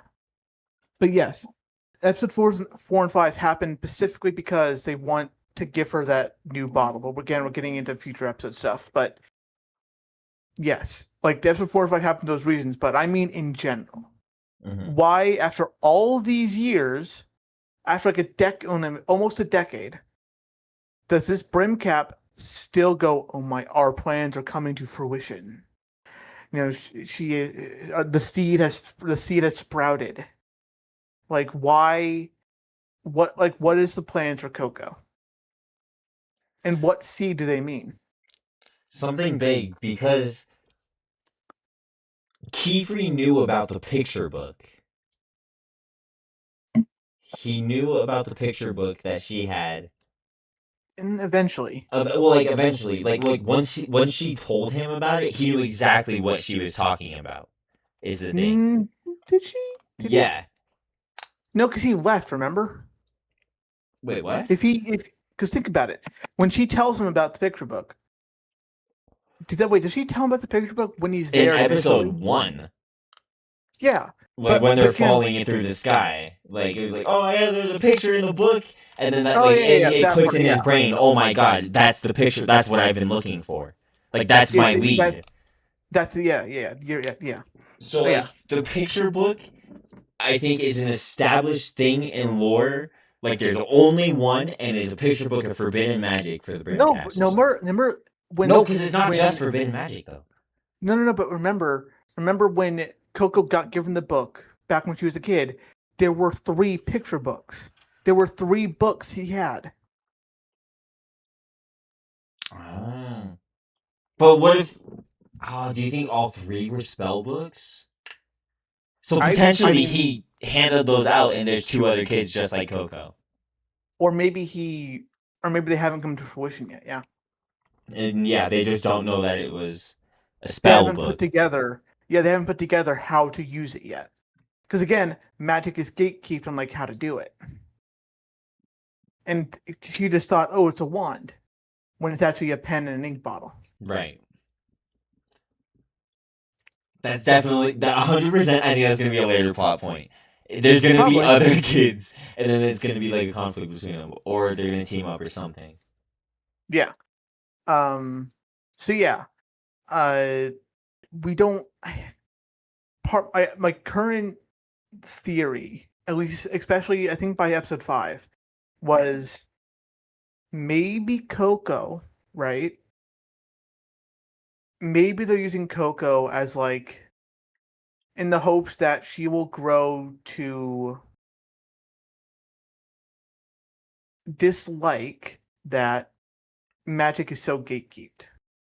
As someone who came from the outside, Yeah, and is and like want now to being and want to share it with the people. I was Yes. kind of thinking the same thing, like that she would be the one to expose, to expose magic. Yes. And I think maybe that's what the Brink Caps are like kind of planning, is like that's what they want, Mhm. but they know they try and do that, the Knights of Morales will just like take that away. Right. So they're hoping that, hey, if we put someone inside like the witch's circle, who it was an outsider, but they have now taken in as one of their own, and with the hopes that they maybe turn against the Knights of Morales and like witches in general, and expose the secret and like help us do it. Mhm. Yeah, that could be the plan. I do kind of want to throw out. I don't think all Brink Caps are necessarily evil. Potentially not. Like, because all forbidden magic is. I mean, like, of course, there's forbidden magic, right? And then there's like I know drawing like the fly spell on your skin, or like tattooing a spell on yourself, kind of thing. I know where you're going with this. That is an episode 9 thing we learn later on. Well, I mean, yeah, but it's like because that is something that we learn specifically why. Not specifically, but we learn like a big thing of like one of the big things of why some magic on skin was banned. Like one of the big drawbacks of that happening. Why was that? We'll get to in episode 9. Okay. So episode 5, Kiefer saves the apprentices from the dragon. Coco loses consciousness. She does eventually wake up back in like the main dimension worlds. I don't know. Everyone's fine. Coco kind of cries because it's all done. They're safe. And yeah, I think that was the end of the episode. That sounds right. So, anything else you want to add? I don't think so. Okay, episode 6. We meet Arugio. Yeah. The watchful eye of this Atelier. And apparently, there are other Ateliers that are separated from, that are like off and secluded. But to have an Atelier that's secluded, you need a watchful eye to make sure witches at these Ateliers don't start doing things that are against the rules. Right. Or against the law. Right. So he works in a way for both. Well, no. He works for the Great, whatever it's called. Great Hall. Thank you, the Great Hall. But he has like a good a partnership with the Atelier, right? He's friends with Kiefer, or at least on good. Yeah, he's on good terms with Kiefer. Right, but I think I feel like most Ateliers they would have like a good partnership with their watchful eyes. Well, they have to. They live together. Right. That was kind of my thing. It was like they would have to Like, it would be miserable. Like that man would snitch on you for everything. Hey, Yeah. he drew that arrow wrong. Alright, erase his memories. Well, they wouldn't do it for that. Well, no, like, you know, you could.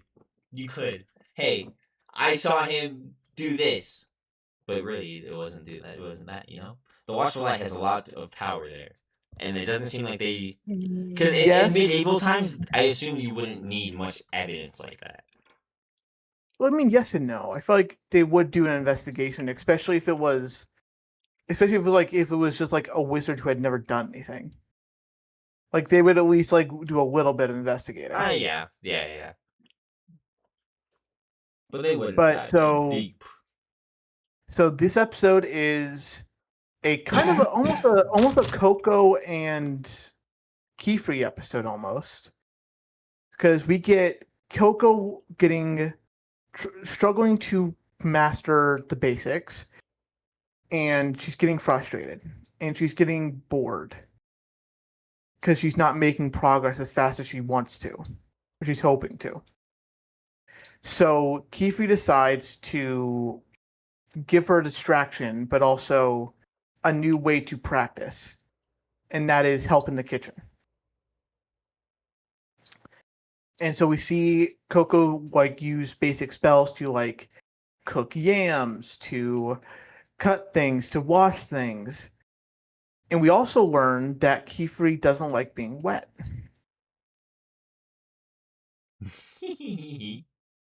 Yeah. I really like that he made a whole spell to avoid getting wet. Did he make a spell or did he learn a spell? I'm pretty sure he made that bubble spell. Okay. Also, I just think that spell so cool. Yeah, 100%. Like it's not even like it keeps him dry. It's like it's not, cozy. It's a perfect. I call it the perfect weather because Mhm. it wasn't even like, oh, it's like an umbrella and it's keeping him dry. It's when he does it, you see behind him that it's sunny. Yeah. It's like the sun is out, and it's like that's crazy that he is literally changing the weather or what the weather looks like around him. Like it's not even like, oh, he stays dry. He is physically changing the weather around him. Like that's crazy. All to avoid getting wet. I know. So they have a picnic outside under a bridge. Mm-hmm. They're having fun. Then Coco goes back to get Agat, who, of course, is being standoffish and by herself. And that's when she meets Arugio, who is just returning from something we don't know. Which leads me to a question. What do you think Arugio was doing away? I don't know. Because he's the watchful eye of this Atelier. Right. His whole job is to watch over the fucking Atelier, so why did he leave? I feel like he said something. No, he doesn't. Nope. No? It says classified. He said he couldn't talk about it. Or maybe brush off the question. Not necessarily classified, but he's like he just brushes it off. He doesn't talk about it. Maybe Keyfree sent him out to do like Maybe. some research on the brim caps. But I feel like because Arugio is more by the books, unlike Keyfree. And I feel like if Keyfree told him to go do this, he'd be like, well, I'm going to go share this with the Knights of Morales then. Right. He And would Keyfree share it wouldn't with want both. that. But I think it would be like... But I think also like the brim caps are so like crazy hidden and like such a rare sight or like hearing of, like, you know, like they don't come out very often. So Yeah. I feel like he would send him out to do his like research and try and hunt them down and take that risk and be like, the more chances, like any connection to the brim caps we need to find. Whether it's by the book or not. Like, of course, he prefers it by, like, not by the book and wants to do it his way. But I feel like he would still accept the Knights Morales's, like, if they had a lead kind of thing. Like, he would, like, follow their lead. Oh, yeah, if the Knights of Morales told Arugio, like, hey, go check this out for us, he'd do it. But I just don't think he'd if like Kiwi said, "Hey, go leave the Atelier and go do this." I don't think he would do it, and two, I don't think he could legally do that because he's being told by the main witch at this Atelier, "Hey, leave me alone for a while so I can do whatever the fuck I want to while you're gone." But wouldn't he be able to play it off and tell the Great Hall like, oh, it's to research the brim caps? Yeah, but his whole job is to watch over the Atelier, so I feel like he wouldn't want to like shirk that duty of my job is to split it watch up over and do you and the something witch hat. else. Yeah. Like, I trust you, but also my whole job is to watch you. So, Yeah. You're right. so I feel like if he left, it's either because it was personal, like he had to do something like family or emergency or whatever, or the Knights of Morales told him to do something, in which case it was probably brim cap related. Or maybe he was just turning in a report. Who knows? But he was gone for a little while because we hadn't seen him the whole time Coco was there. Right. Which leads to the thing of he's like are you from I think he said Alarnia? Like, are you a messenger from Alarnia? And then she's like, oh no, I'm she stumbles and then he's like and then it clicks in his head. Or she says something and then it clicks in his head like, oh wait, you're the one who does forbidden magic. Or who did forbidden magic. Mm-hmm. And that's when Kiefer shows up, defends her, and that's when they talk about, oh, she should be reported to the Knights Morales. No, you're not going to do that. Yeah. And he eventually agrees.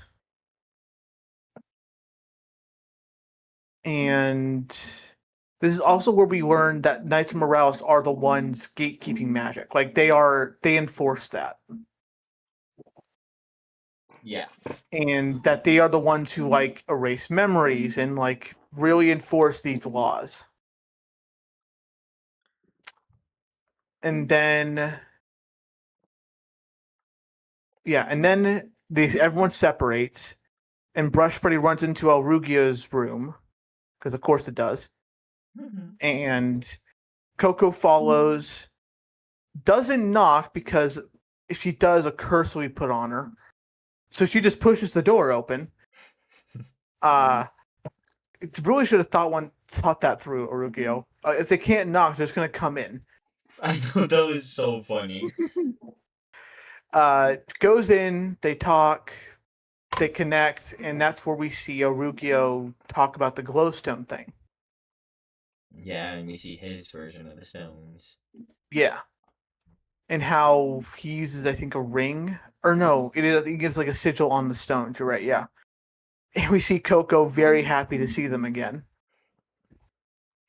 She fucking starts acting like a cat, like laying over him. Just to get them all to activate. And I think that's where he realizes, like, okay, I'm not going to rat on her. Because I think that's when he realizes, like, oh, she truly just wants... She only sees the beauty of magic. Not any of the bad or, like, negative stuff. She just sees how good all the good it can do. And I think that's where the episode ends. It was a very laid back episode after episode 5. Yeah. So if that's everything, I believe that is. Do you have anything to add?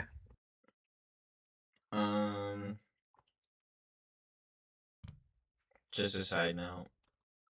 What's up? The pressure plate spell imagine if it wasn't like cobblestone lights. Like, you could make that like a legit trap spell. Yeah. Crazy. We'll probably see that later on, like, hey, step on this, boom, explosion. I feel like him specifically would be testing out this, like, how this works with the light spell to see if it works. But in actuality, the whole reason would be to use it as a trap spell. Yeah, absolutely. I feel like, it could definitely his be used reasoning like that. would be for a trap spell, but he just happened to make the lights as like a Well, tester. why don't did he create the light spell, or are you just saying he used the light spell? Well, like use the light spell as a tester, but like he created the like pressure plate kind of format of it. I don't know if he created it. I think he just uses it. Well, either way, that is definitely used as a trap spell 90% Oh of the yeah, time.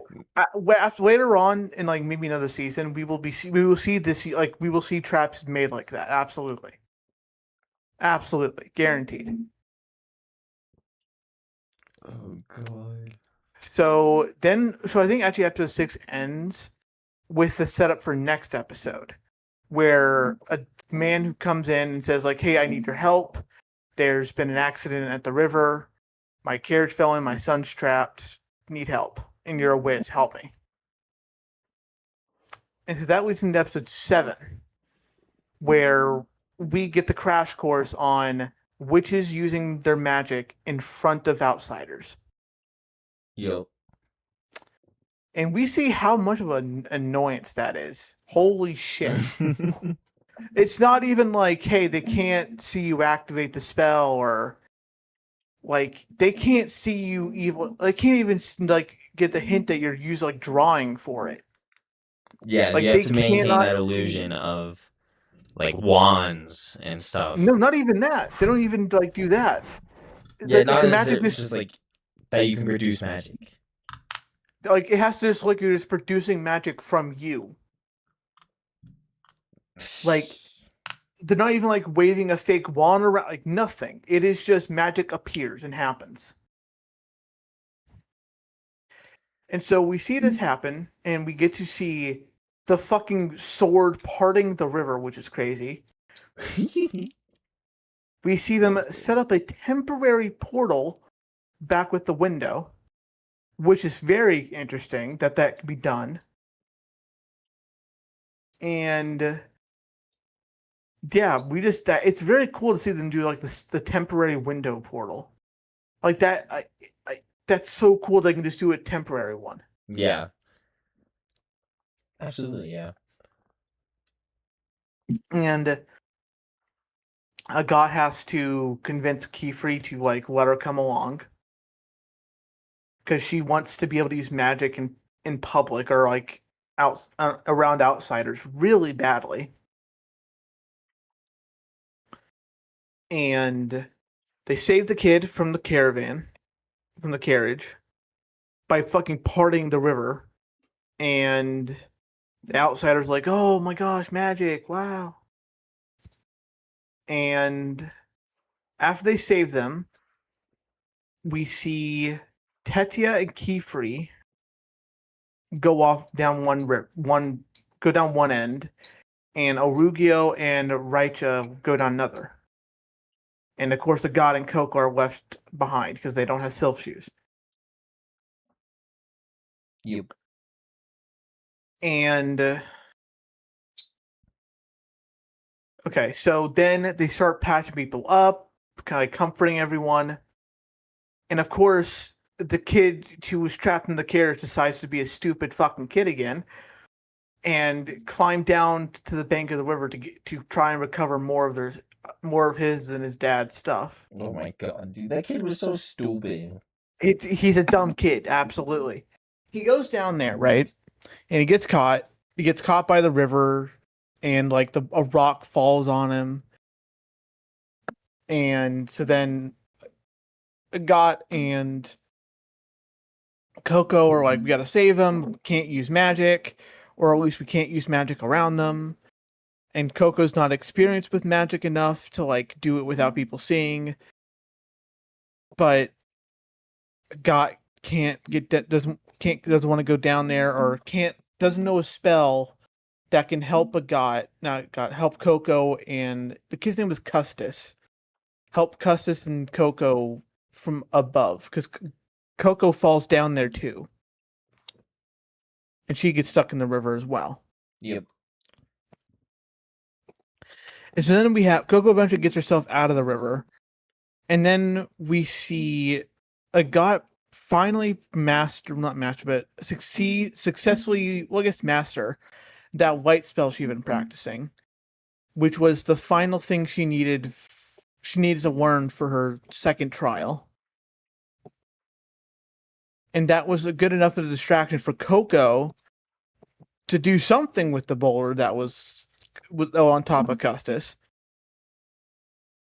And this is where we see this is where the big scene happens. The big bye river. Bye river. Which is crazy. Bye river. Where he? Oh. Yeah, because remember, she uses the rock blaster spell they used in episode 4 to make the hole. Yep. And because she it clicks in her head eventually, like, oh wait, I can do this, and she does that. But then, because of the ink because of now we know that it was because of the ink, but at the time we didn't know, so it just seemed like she just did a huge magic spell that wiped out a ton of the river, both down and up, got rid of the rock. It was huge. Yeah. Which And I remember in this scene, and I want to say there was another scene too. Coco had her hands were there was an emphasis on her hands, and her hands were dirty, smudged, and she pulled them away, kind of she didn't want to show them, kind of thing, and it was very brushed over. But part of me feels like she'd be drawing shit on herself. So you're thinking of the next episode. Is that the next episode? Yes, because next episode is where I believe. Wait, let me look at my note. Yes, that is the next episode. Next episode is where they dip into the Knights of Morale showing up, and yeah. Oh. Because I believe episode 7 ends with a guy hey, are you okay? What happened? And then them getting captured by the Knights of Morale and being interrogated about how this happened. Yeah, you're right. And you're right. which one of you did this?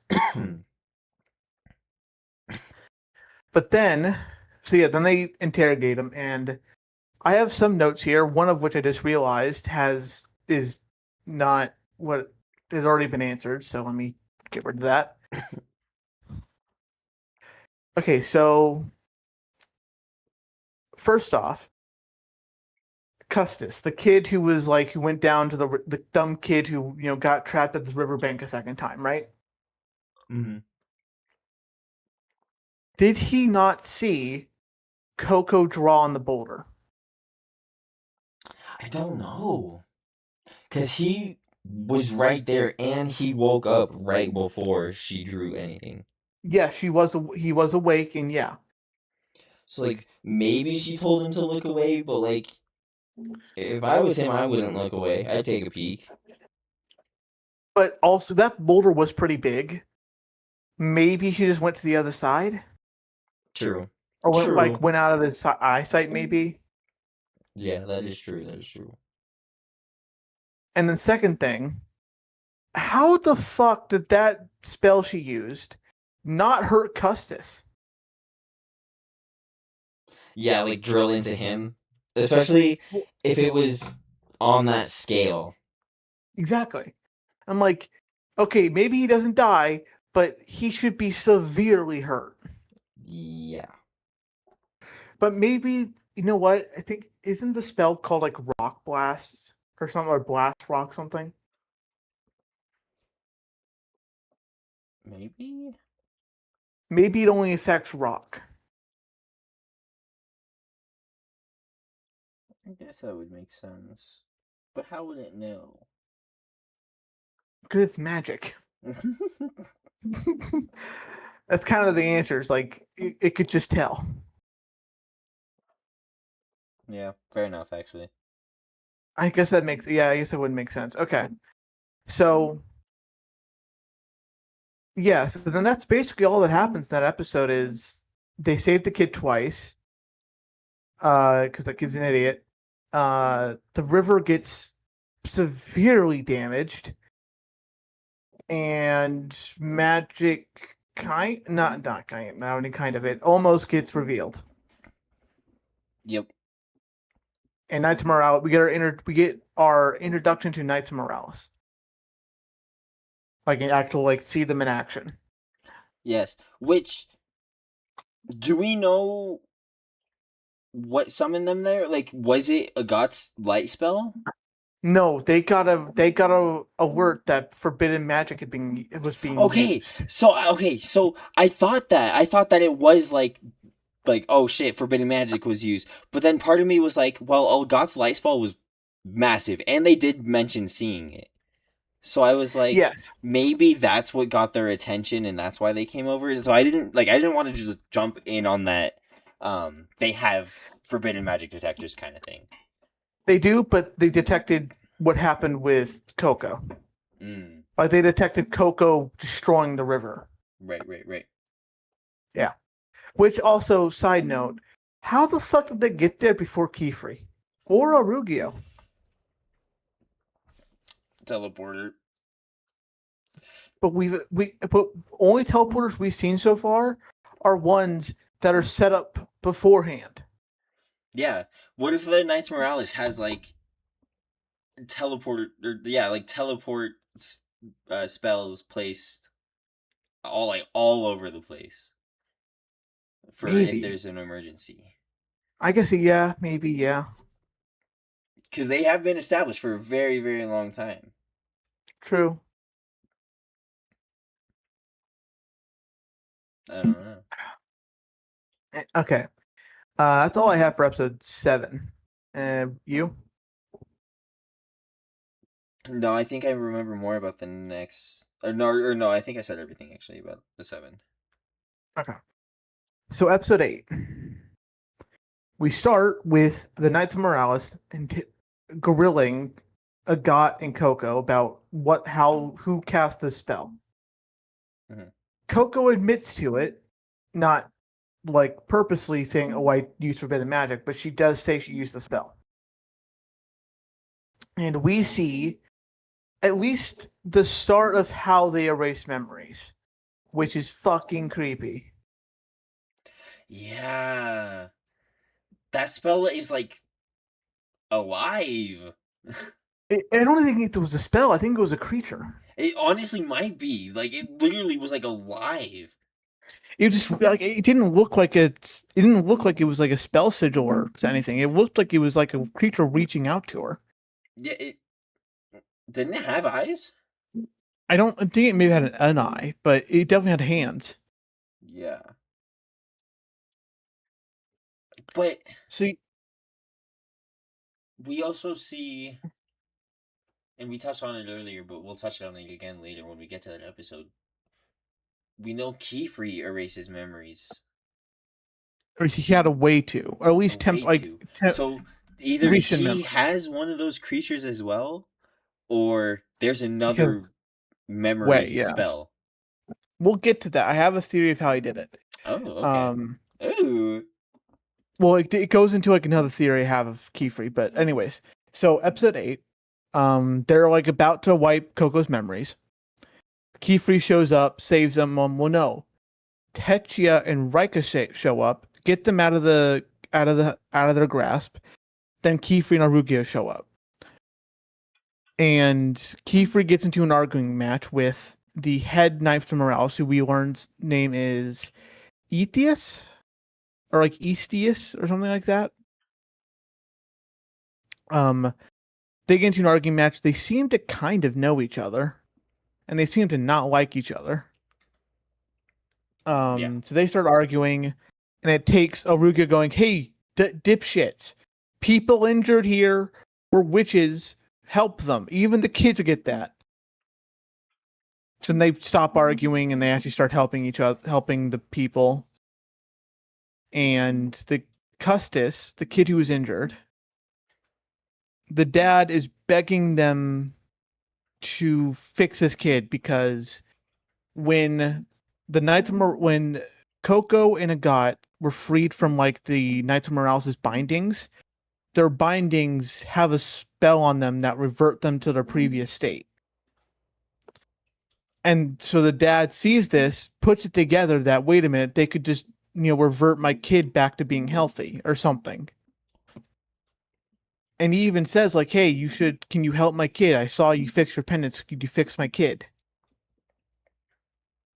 In that Night Morales the dad's talking to doesn't even look at him and just goes, no, I cannot.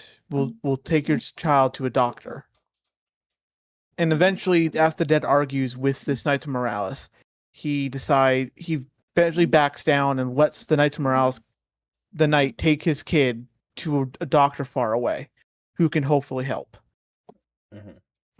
But I also got the feeling, I don't know, I got the feeling that this kid's not going to be returned to his dad. What? What do you mean? It just kind of felt like that even if the kid is fully healed, they're going to wipe this kid's memory, or they're not going to take the kid back to his dad. Because I got this feeling that they're not going to care. Honestly, I can see them wiping his memory. I could see them just being like, we don't give a shit. Because also the Knights of Morales, they seem to be very much of the, I don't care about outsiders, fuck you, I only care about if you learn about magic. Yeah. So I could truthfully see them patch the kid up, however they do that. And if the kid lives, memory wipe, throw him into a city, he's on his own. And if the kid dies, whatever. If the kid dies, the kid dies. Exactly. I think that's how they react. Oh hey, that random kid died. Okay, whatever. Did he learn about magic? No, whatever. They don't care. So that happens, and then I forget how Kiefer convinces them to leave. Because they absolutely want to take Coco in for questioning. But he somehow convinces them to leave. And I forget how. But he does. And then Kiefer finds Coco's stuff, a ways away from where she was. Mm-hmm. Finds her hat and finds her ink bottle. Right. And I feel like he notices, or it clicks in his head that, wait a minute, this could be the ink bottle's doing. Well, he picks it up and I think he feels it. Yeah. Either he feels the rattling or feels the weight difference. Yeah. So he realized something's off about this. And he's like, okay, I should go check this out. But he's like, but I also think he also realized he can't leave Coco alone, or shouldn't leave her alone right now. So he takes her with her. And they go to Colin to go to the same shop.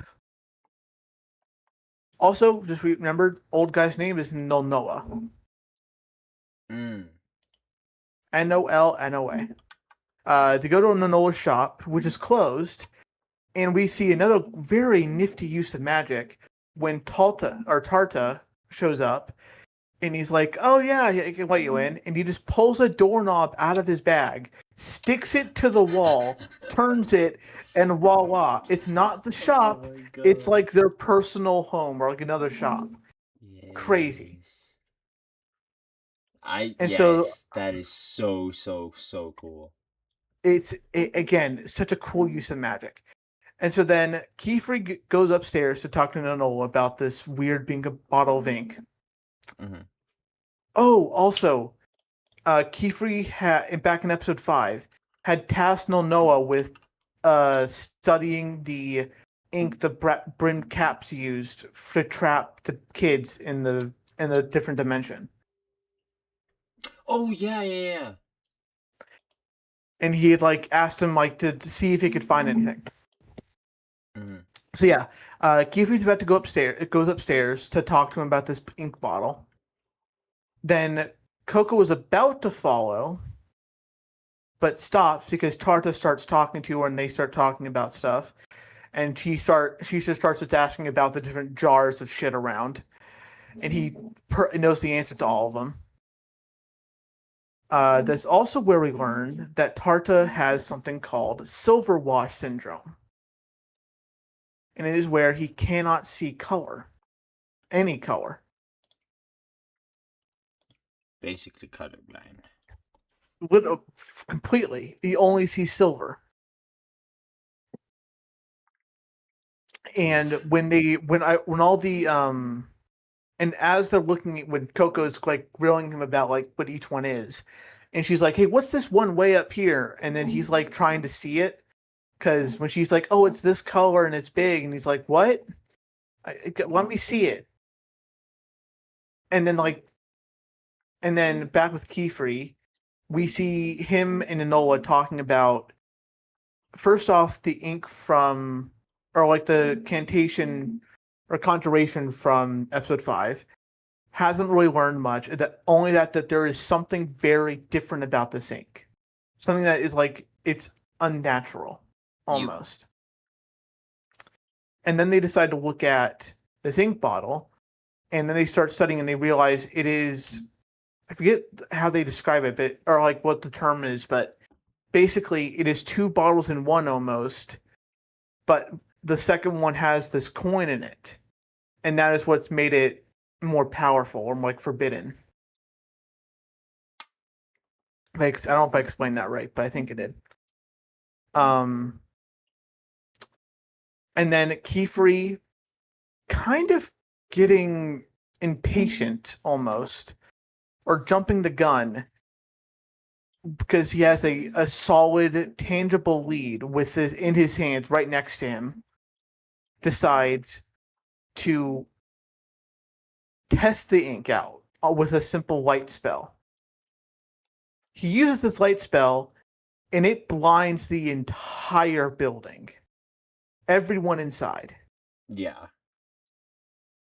And it's so bright that it causes Coco and Tarta to make a huge mess down on the first floor, scattering all the jars, ripping the tags off them, and that's where we get the silver wash reveal. And Coco feels real bad for fucking things up. But then we go back upstairs, and Noah is very adamant this time about, we need to tell people. We need to tell the Knights Morales about this. We need to talk to Grand Hall.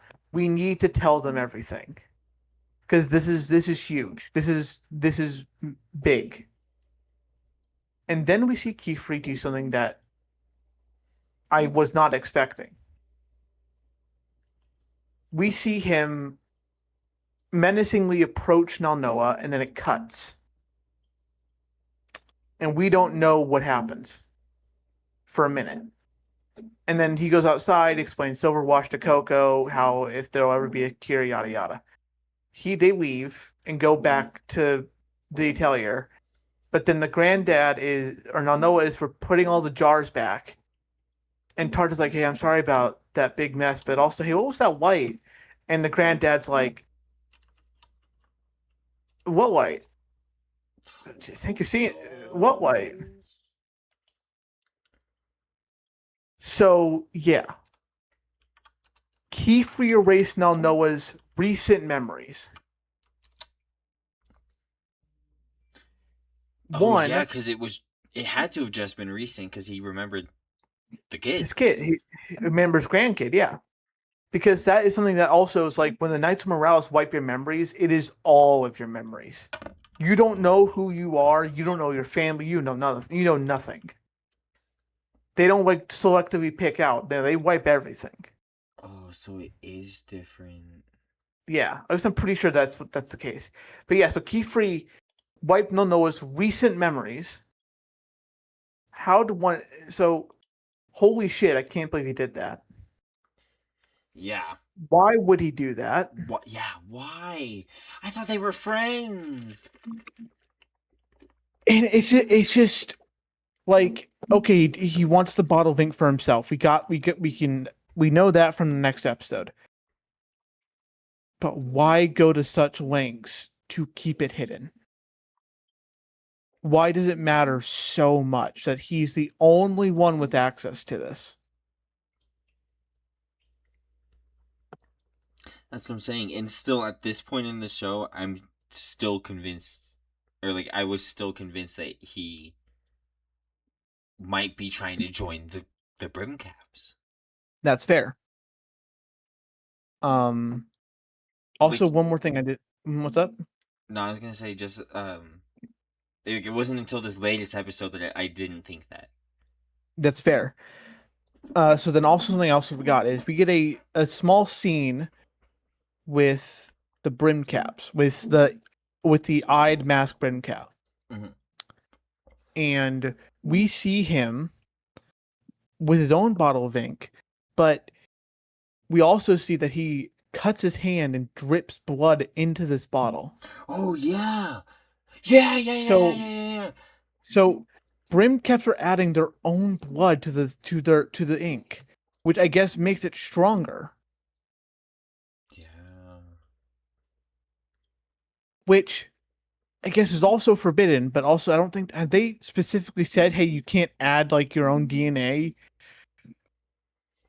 to. I mean, I don't think they've ever. I don't think they've No, ever they've specifically never- said that. yeah, not explicitly, but like, I don't know. I don't know if DNA would be okay, but they definitely like add stuff to Well, yeah, things. well, but like, because DNA is crazy. but because like Tarta, when he's talking about all these different powders, he's like, oh yeah, this one's like, the turtle shell powder. This one's troll scale powder. Like these things have different things mixed in, and then when you add that to the ink does more specialized things, like spells last longer or stronger, or they are harder to rub off, or like stuff like that. Like he even says like these powders add like change your ink a little differently. Right.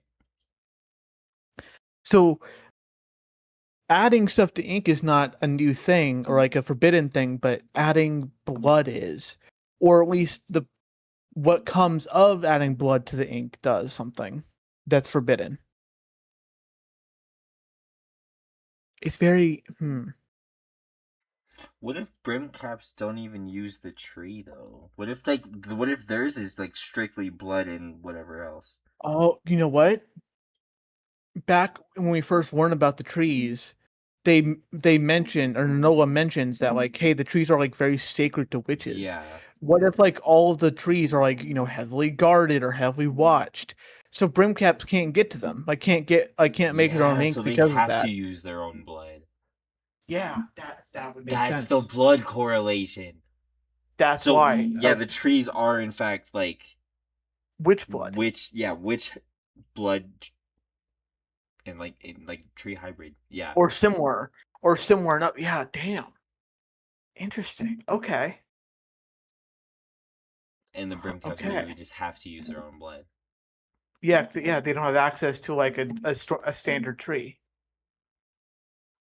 Interesting. Okay. And maybe like adding witch blood into ink, or I guess just human blood into ink, it is more potent. Yeah, like real blood is just more potent than plant blood. Tree sap, for example. Yeah. Oh my gosh. Okay.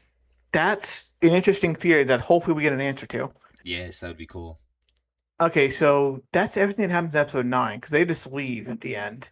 Oh no, and then Tarta grows suspicious of Kiefer. Yes. Because he realizes his granddad doesn't remember the light. And he's like, the only person who could have done that, or like could know something about it, is Kiefer. Yeah. Okay. So, episode 9, the most recent episode. Where do we start? Okay, we see Kiefer staying up late. We see both Kiefer and Coco staying up late. Coco is trying to fix the shoes, forgot, Mhm. and Kiefer is staying up late to study the bottle. And when he studies it, he barricades himself within like a circle with a stone wall surrounding him. And he does something to the bottle so that way the coin appears, and he tries to reach in to grab it. And then we find out the bottle is trapped. Yeah. Which I was thinking on how that trap would work, like how that worked. I think I want to say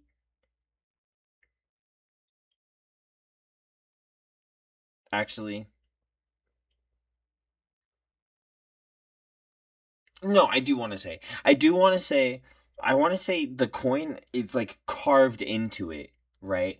So like when it's submerged in the ink, it's just it's submerged. Like you can't tell that there's a spell, it's just overlaid or whatever. But when it's pulled out, that ink is like is in the cracks and like is in the inscription or whatever. And that way when he pulled it all the way out, the seal was complete. You know what I'm saying? I think that's how that trap specifically worked. I don't know. Okay. Yeah. That I've thought about this for a good minute. Like when I first saw that scene, I was like, well, how does that work if you need spells for this? Or if you need seals for this? But I think maybe the seal's just on the coin, and the coin is trapped. right, but how? Like Like how he would touched, that work? like he grabs the coin and moves it, and then it's just like then that procs the activation. But you can only activate it by completing the circle. But think back to the stone path. Yeah, but that is still completing the circle. Is it? Yeah, it's the sigils on one side and then the circles on the other side, and then they press together. And it's because it's all about completing the circle.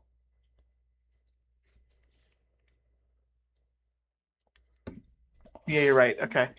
So if it's yeah, like carved into the coin and then it's like being pulled out, then that the ink would be into that carving, like it would stay in that carving, and then bink as soon as it's like pulled out all the way and it's not submerged, trap spell activate. That's my theory. That's my theory on how that traps. Because that's such for a coin to be trapped. yeah. And Well, like the way that magic works in this world is only by the drawings. I don't know. Unless there's like timing drawings, but I don't think like I don't know. I don't know how that would work. I feel like it was more like the bottle. Well, I guess it was the coin. Yeah, it was the coin. It was trapped. It was specifically the coin. Yeah. So, anyways, the coin he actively flips the trap. He gets submerged in water and then electrocuted. Yes. And would you say he almost died there? Yeah, I feel like if it was a normal person, not a witch, they would have died for sure. Okay. Or even maybe like a normal witch, they probably would have died. But do you think witches have a more durability than a normal person? I don't think they do. I think no. I think I don't know. I kind of think Keyfreeze. Like people will have like certain characters will have a backstory, and it makes them more susceptible to things. Like Keyfree hated water. We don't know why he hates water. What if he was tortured by water? Yeah, what if he was tortured by water, so he's just used to long amounts being underwater, kind of thing. But it wasn't that. But it wasn't the water part. It was the electric. It was the electrocution part. That's what I'm saying. What if he was tortured? Like Killua, for example. You're focusing on the water part, though. No, but lightning. Killua was lightning. Killua was literally, that's his whole thing, is he gets his lightning powers because he was tortured by lightning. And then so he's like, oh man. He's like, oh, this is nothing to me. This is my I don't know Nen. who you're talking about. From Hunter x Hunter. I haven't seen Hunter x Hunter. Oh my god, Liv. That came out before both of us were born. Yeah, Catch up. it's before my time. Actually, I don't think it was before my time. It's both. Absolutely. It is both the original is before our time and the remake is during our time. Catch up. Great heavens, sir. That is a masterpiece. But no, the point is, if a character endures something long enough or goes through something long enough, they will have an endurance to it. You know, like Kilo, for example, was tortured and zapped for like long time that he was just immune to lightning or all electricity, pretty much. All electric attacks he was immune to because he had just dealt with so much of it. Okay, I get what you mean, but again, it wasn't the water part that was hurting Kiefer, it was the lightning. Yeah, that's what I'm saying. He could have been So- tortured with both. Yeah, but my question was, do you think he was nearly killed by that lightning or no?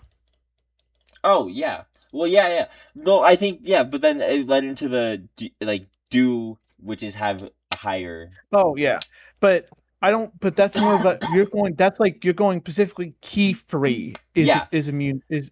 But I That's meant what I'm and saying, in like, general. I meant in general. If it was another witch, I think they would have died. I don't. I. Because it's a trap spell. You're not gonna activate a trap to maim someone. You're gonna activate you don't want if you don't want the possibility of them winning whatever outcome. So you want to trap it and put all odds in your favor, including trap for life. Well, some traps are just for warding things off, not death, but just hey, stay the fuck away. Hey, gonna make you feel enough pain that you don't do this again. I mean, I guess, but why wouldn't you just do lightning then? Why amplify it with the water? Because no, the water's there to trap. The water's there to trap. Wipe away any spells you have protecting yourself. Because remember, he realized, you oh, could I'm also underwater. do I can't use big ass spells. lightning dragon like Kiefer. Yeah, but it might have been. He might because remember, it's also like in a small ass bottle. The sigil can't be that big. You're limited by the space you have to draw. Drawn. Yeah, but it can be perfectly drawn enough to be powerful as fuck. It can be a powerful as fuck lightning spell. I feel like size really hampers you here. I feel like the fact that it's so small, it limits how much it can do. Why didn't they have the black hole spell? Because it's forbidden magic. Exactly, it's the brim calves. It's the brim. They would use the black hole spell as a trap spell. Also, you know what? They don't want to. They probably don't want to kill with this trap because what if Coco found it?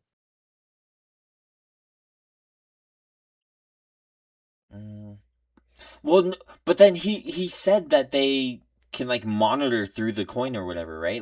It's a they can see or whatever or feel. They know what's going on the other side of the coin. Yeah, but my point is yes, they can monitor, but let's say Coco got curious about why this coin's in there, she noticed it before anyone else. But then they don't want her to get killed by a trap they set. So they purposely make it so it's not a killing trap. Ah, I see what you're saying. It's just hey, don't fucking do that. It's just in case she somehow activates it. I think that would still kill Coco. Maybe. Water and lightning is an insane thing. Hold on. How much does water amplify electricity? Well, see, now you're bringing real world logic into anime.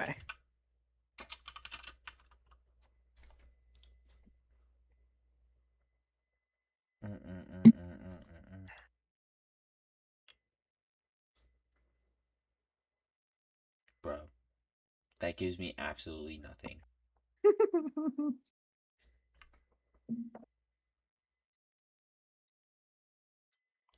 Anyways, we've gone on a huge tangent here.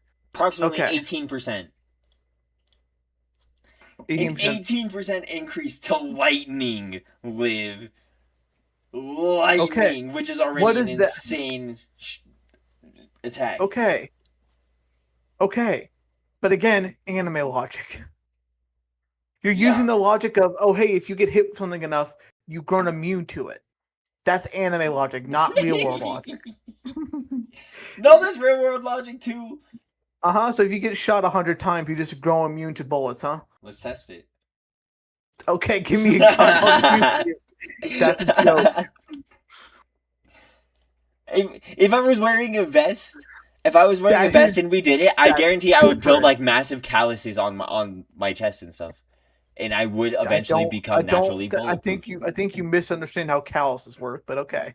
No. If we did it enough, it would naturally make me bulletproof. Or maybe I crack your ribs. Maybe. Well, that would happen too at first. First, huh? First. Yeah. And then Hey, I eventually get stronger and stronger over time. And then by bullet 200, I'm bulletproof. I am invincible. Cue title card. Hey, back to Witch Hat. Okay, so Kiefer survives. The brimmed cap, the single eye brim cap shows up. And we have a conversation between them. Very short. Yes. But what also happens around this time, I think it's Kiefer narrating to himself in his head, is we learn that around the time when magic was being outlawed and the laws were being written, is healing magic was being heavily monitored and heavily changed. Because before magic was outlawed to be used on someone's body, healing magic was they do a spell on you that wrote a spell on you that healed you or fixed that limb or whatever. But once they got outlawed, they couldn't write on people anymore. They had to start hiding it within bottles. And you have a bottle be a duplicate where, it looks like, it's a bottle of, ginger ale, but really it's a potion that's going to help increase their healing. Right. Like, I don't know, the same thing the brim caps did to Coco's ink bottle. Yeah, but then also at the same time, actually, wait, no, this is a different point. Sorry, go. And it was, and Kiefer mentions that healing witches who were against this and argued with it were mind wiped of all magic knowledge they had, of magic period. So this brings up two theories I have. Do the brim caps originate from healing witches that had their memory wiped? Oh. Because think about it, they both use that bottle technique of like showing one bottle, but really it's another one. And this is the only time we've seen that. And second, there had to be a lot of healing witches. Surely they probably missed one or a handful. And these witches got a little vindictive about their craft being wiped from their livelihoods, their lives being wiped away just because they disagreed. So you think they're healing witches? Well, they come from healing witches. Honestly, I could see it. Like the founders were healing witches that advocated for magic knowledge being free, but then things changed and the order grew, and because think about it. Because if you were drawing spells on people, they would obviously feel and see the spell and see how magic works. Oh my god. And also, if they were so used to writing magic on people to heal them, right? Surely they'd write magic on themselves to keep themselves protected, to keep themselves healthy. Yeah. So maybe a witch has a spell that protects their mind. Oh. Second theory. Does Kiefer come from healing witches? I think he definitely has something to do with them for sure. Like, was his family like was his maybe his father or mother, or whatever, or like someone from his family, from a family of healing witches, and this family has just from since that time been very upset with how things happened. Honestly, I could see it. But he. Because he seemed very impassioned that that healing magic was so almost outlawed. Mm-hmm. Thoughts on that? I have a second part of this, but I want to hear your thoughts first. I could see it. I could definitely see it. I don't know. I kind of have like a different theory about him and like the healing witches, or not the not, or like yeah, the healing witches in the Great Hall and how all of this played out. But Second part. I'll go over that later. Yeah. Say he's not from healing witches, right? Mm-hmm. Maybe he's from the Brim Caps. He's an ex Brim Cap. Oh, you think he's an ex Brim Cap? Or maybe his like someone from his family was a Brim Cap. Oh. Because remember from back earlier episodes when he went to the Great Hall and it was revealed that he was a troublemaker when he was a student, and that he has negative connotation with the Great Hall. He doesn't like being there. Right. And when Coco, even I think it was Coco, he even talks about like, oh, it'd be cool to go there. He's like, it's not as great as you would think. It. What if when he was a student, or like when he was a kid, Mm-hmm. the Knights of Morales, raided a Bryn Capped like headquarters or base, right? He's there as a little kid. He's not a part of this. His family is, or his guardians. Mm-hmm. They raid the base. He gets left behind, or like he gets left behind. They save him. They debate erasing his memory, but maybe someone steps in and says, "Hey, we should just let him be a wizard." He wasn't a part of them. But then, he still has like the brim cap like ideology ingrained into his brain from living with them for so long. And that's why he caused trouble, because he disagreed with the way things are done. But eventually he grew to accept the way things are done with the witches. But he still, likes to play fast and loose with the rules because he was a brim cap. Because he doesn't fully agree. Oh, I see. Okay. Mm. Interesting. Very interesting. Liv, we went very different routes. All right, give me what do you think? Like almost opposite routes.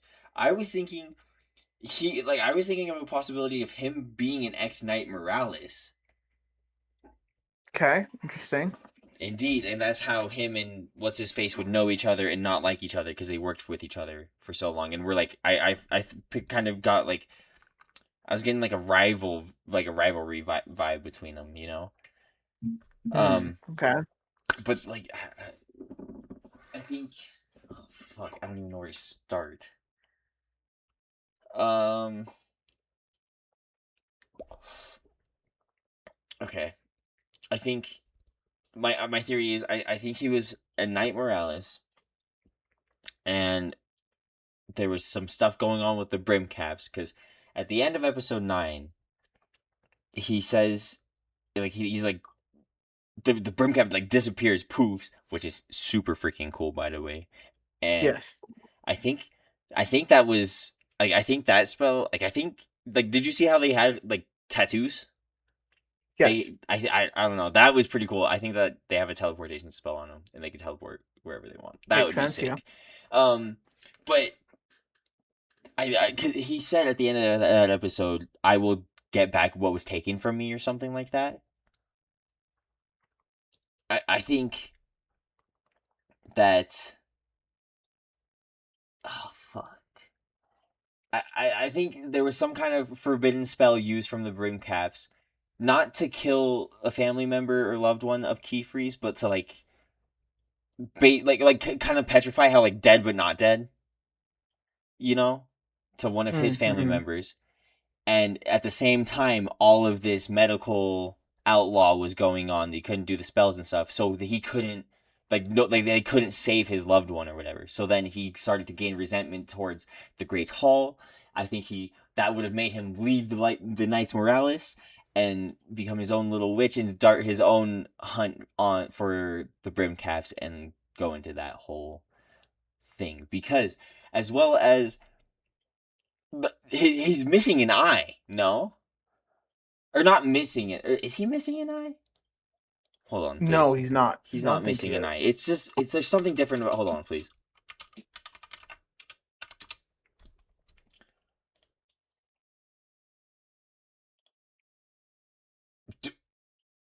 Do we just not know?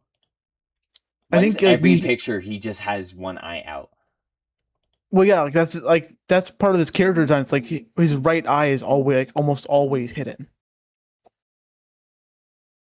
Okay, yeah. So part of me is thinking here. He was a combat witch, Knights Morales, and something is messed up with his eye. Maybe it's different color. Maybe he's just blind in that eye. I don't know. But that's kind of where my theory is leaning is like something happened. They took a loved one or something from him. Because I don't think he would work this hard if it was just like an item. You know what I'm saying? I mean, ooh, new theory. New theory. Hear me out. This might be a stretch. Keyfree wrote the picture books, and they stole the picture books from him. I disagree. And this could go no. This could go into your he's an ex uh uh brim cap is and then he would be X because they stole his shit. They stole his life's work. The only way that I can see it being an item is if it's his life's work. And the only I guess like correlation of any lead we have regarding the brim caps is the picture books. Well, Just like also, he fuck, well, it's Coco dude. too. I mean, yeah, but not really. Yes, it is. No, the whole one of the big reasons why Kiefer takes Coco on as apprentice because she's the only one that remembers what the picture book looks like, and the only way she can go but that find the also picture book. like it doesn't have to be Coco specific. It could have been any kid. Yes, it does. Well, yeah. It could have been any it just because she had the picture book. It's all revolving around the picture book. Is my saying? Fair, Or is what yeah. I'm saying. It's all about those. It Well, you say it's started about with the the picture book, It ended but with it's the also now evolved into being about Coco because the Bryn Caps have a very special interest in Coco. Yes. Oh yeah, that was another thing. The Brim Caps. It was either episode 8 or 9. I forgot which one. They said something along the lines of like, it's coming to fruition. She's gonna be our like symbol of what did they say like when the world falls, she'll be leading us or something along these lines. Yeah, Like they yeah, I want know to you're use talking her about. as like a Yeah. leader for their Yes, as almost like as the face of their movement. yeah. Which that I wanted to bring that up when we said about the her being the one to expose magic. Like that could genuinely be their end goal is to expose magic again, and that would make sense with the whole healing stuff. Yeah. Oh my gosh. Okay, so we got that out. We're good about that specific scene. I think so. Okay. I think so. There's so much with And that. second scene that we're talking about is the trial explanation scene where we go through like all the 5 trials that a witch has to go through and Oh, like the yes. different levels that indicates. So we get the explanation for the first trial that all our apprentices have gone through, and that is to then be established as an apprentice of a specific as a master witch, I think it's called, or like a level 5 witch. Mm-hmm. Then second level is the authority to use magic in front of outsiders, which is the test a god is getting ready to take. Like she has passed all the requirements, now she needs to go take it. Maybe we see that this season, maybe we don't. Who knows? But Kiefer has already said she can take it, so he's just got to set it up first. The third one, I believe, I forget what the third one, like what you get for completing the third trial. Maybe I forget. But fourth trial, for completing the fourth trial, you become a full-fledged witch. Right. You no longer need tutelage. You're no longer a student. You can go off into the world alone and be a witch. But then there's the fifth trial, and this is the one to earn the rank of Master Witch or Master Witch, and this is the one that allows you to one become a librarian of the Great Hall or the Tower of Tomes, which is what I got once because it's a title held by old witch families, which we learned she is a part of. Yep. And we also She ain't no learned, I don't mudblood. actually think it was this episode, but we also learned that her family always looked down on her god for not being that talented with magic. And that she should have been because old family and yeah. So she wants to prove herself, and she feels a way to prove herself is to become the librarian of the Tower of Tomes, which would mean passing all the trials. And that's kind of why she's so impatient to get through them so fast. Right.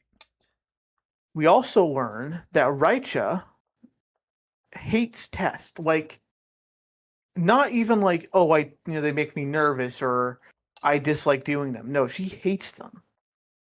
Yeah. Like hates them enough that she walks away from the group to go back in the house.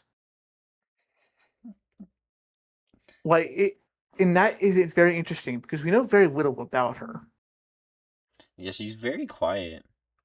Yeah, and she's not really taking center stage in any of the episodes, but it is interesting to see that because it is her hatred is a little explained because she's like, I want to use the kinds of magic I want to use whenever I want. Mm-hmm. But during a test, she has to use specific kinds of magic. Right. But I feel like it goes deeper than that because this seems like a deep rooted hatred of just like I don't want to do these. So that'll be interesting to hopefully be expanded upon. Yeah, we'll definitely get to see her backstory eventually. Yeah, I do. I am curious to see why she is so just against them. And then it is, I believe, after this that we see Coco stay up all night again, and she finally fixes a Got's shoes with the Sylph spell. She hands him back. A God and her have a back and forth about, why are you still nice to me even though I've been a brat to you? Why did you not tell Kiefer about what I did? And I feel like Coco kind of breaks through to a God a little bit here, which is like how genuine she is about, I just want to be your friend. And, I forgive you for everything you've already done. And then we have the cliffhanger for the episode. Coco collapses, and Kiefer rushes her back to Calm to a doctor.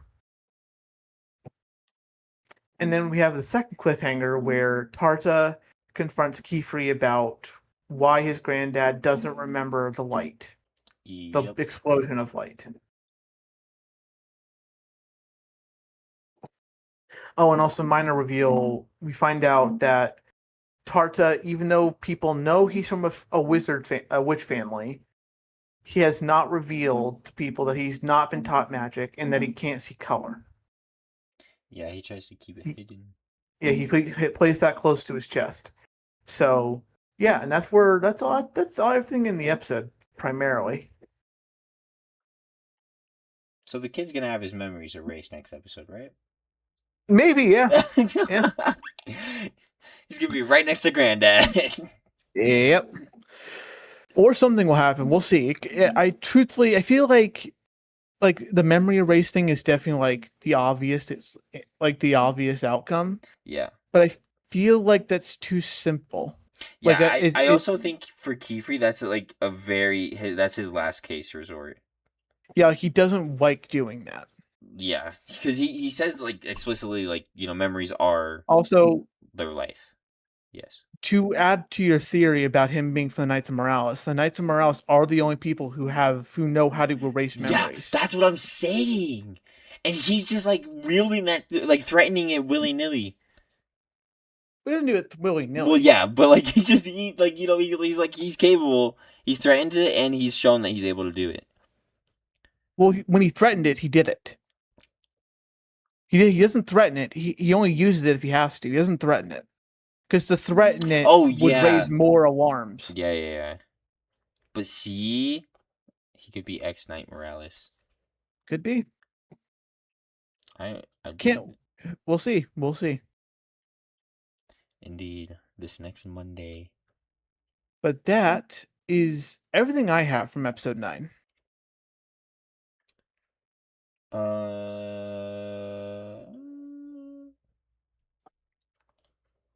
I think yeah.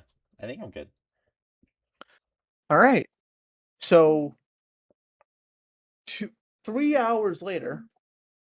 2.5 hours. Well, 2.5. 2.5 hours later, we have talked about Witch Hat Atelier. I love Witch Hat Atelier. Again, if you have not seen it, please. You genuinely, will do your. Yes, amazing. It is beautiful. Oh my god. You will do yourself a service to watch this. And you're doing yourself a disservice of not watching it. Even if you're not big on like fantasy and magic, it is still amazing. Like even just animation quality, I think you should at least check it out. Yes. And we did show that one clip, but again, I'm recording in 720p. It does not do it justice. Please check it out. Does not. Oh my days. Even if you've seen it, go rewatch the clip. Go watch the episode again. It's so good. Just rewatch the season. Honestly, yeah, just rewatch the show at this point. Rewatch it. You can just rewatch the entire show and be ready for the new episode on Monday. It's perfect timing. Perfect timing. Perfect. And that's a wrap for this week's episode of Level Up Laughs. Next week, we'll go over some more popular anime and cover the latest gaming news. Thanks for listening, thanks for being here, and thanks for pretending we know what we're talking about. I'm Jack, and he's Kieran, and we'll catch you in the next one.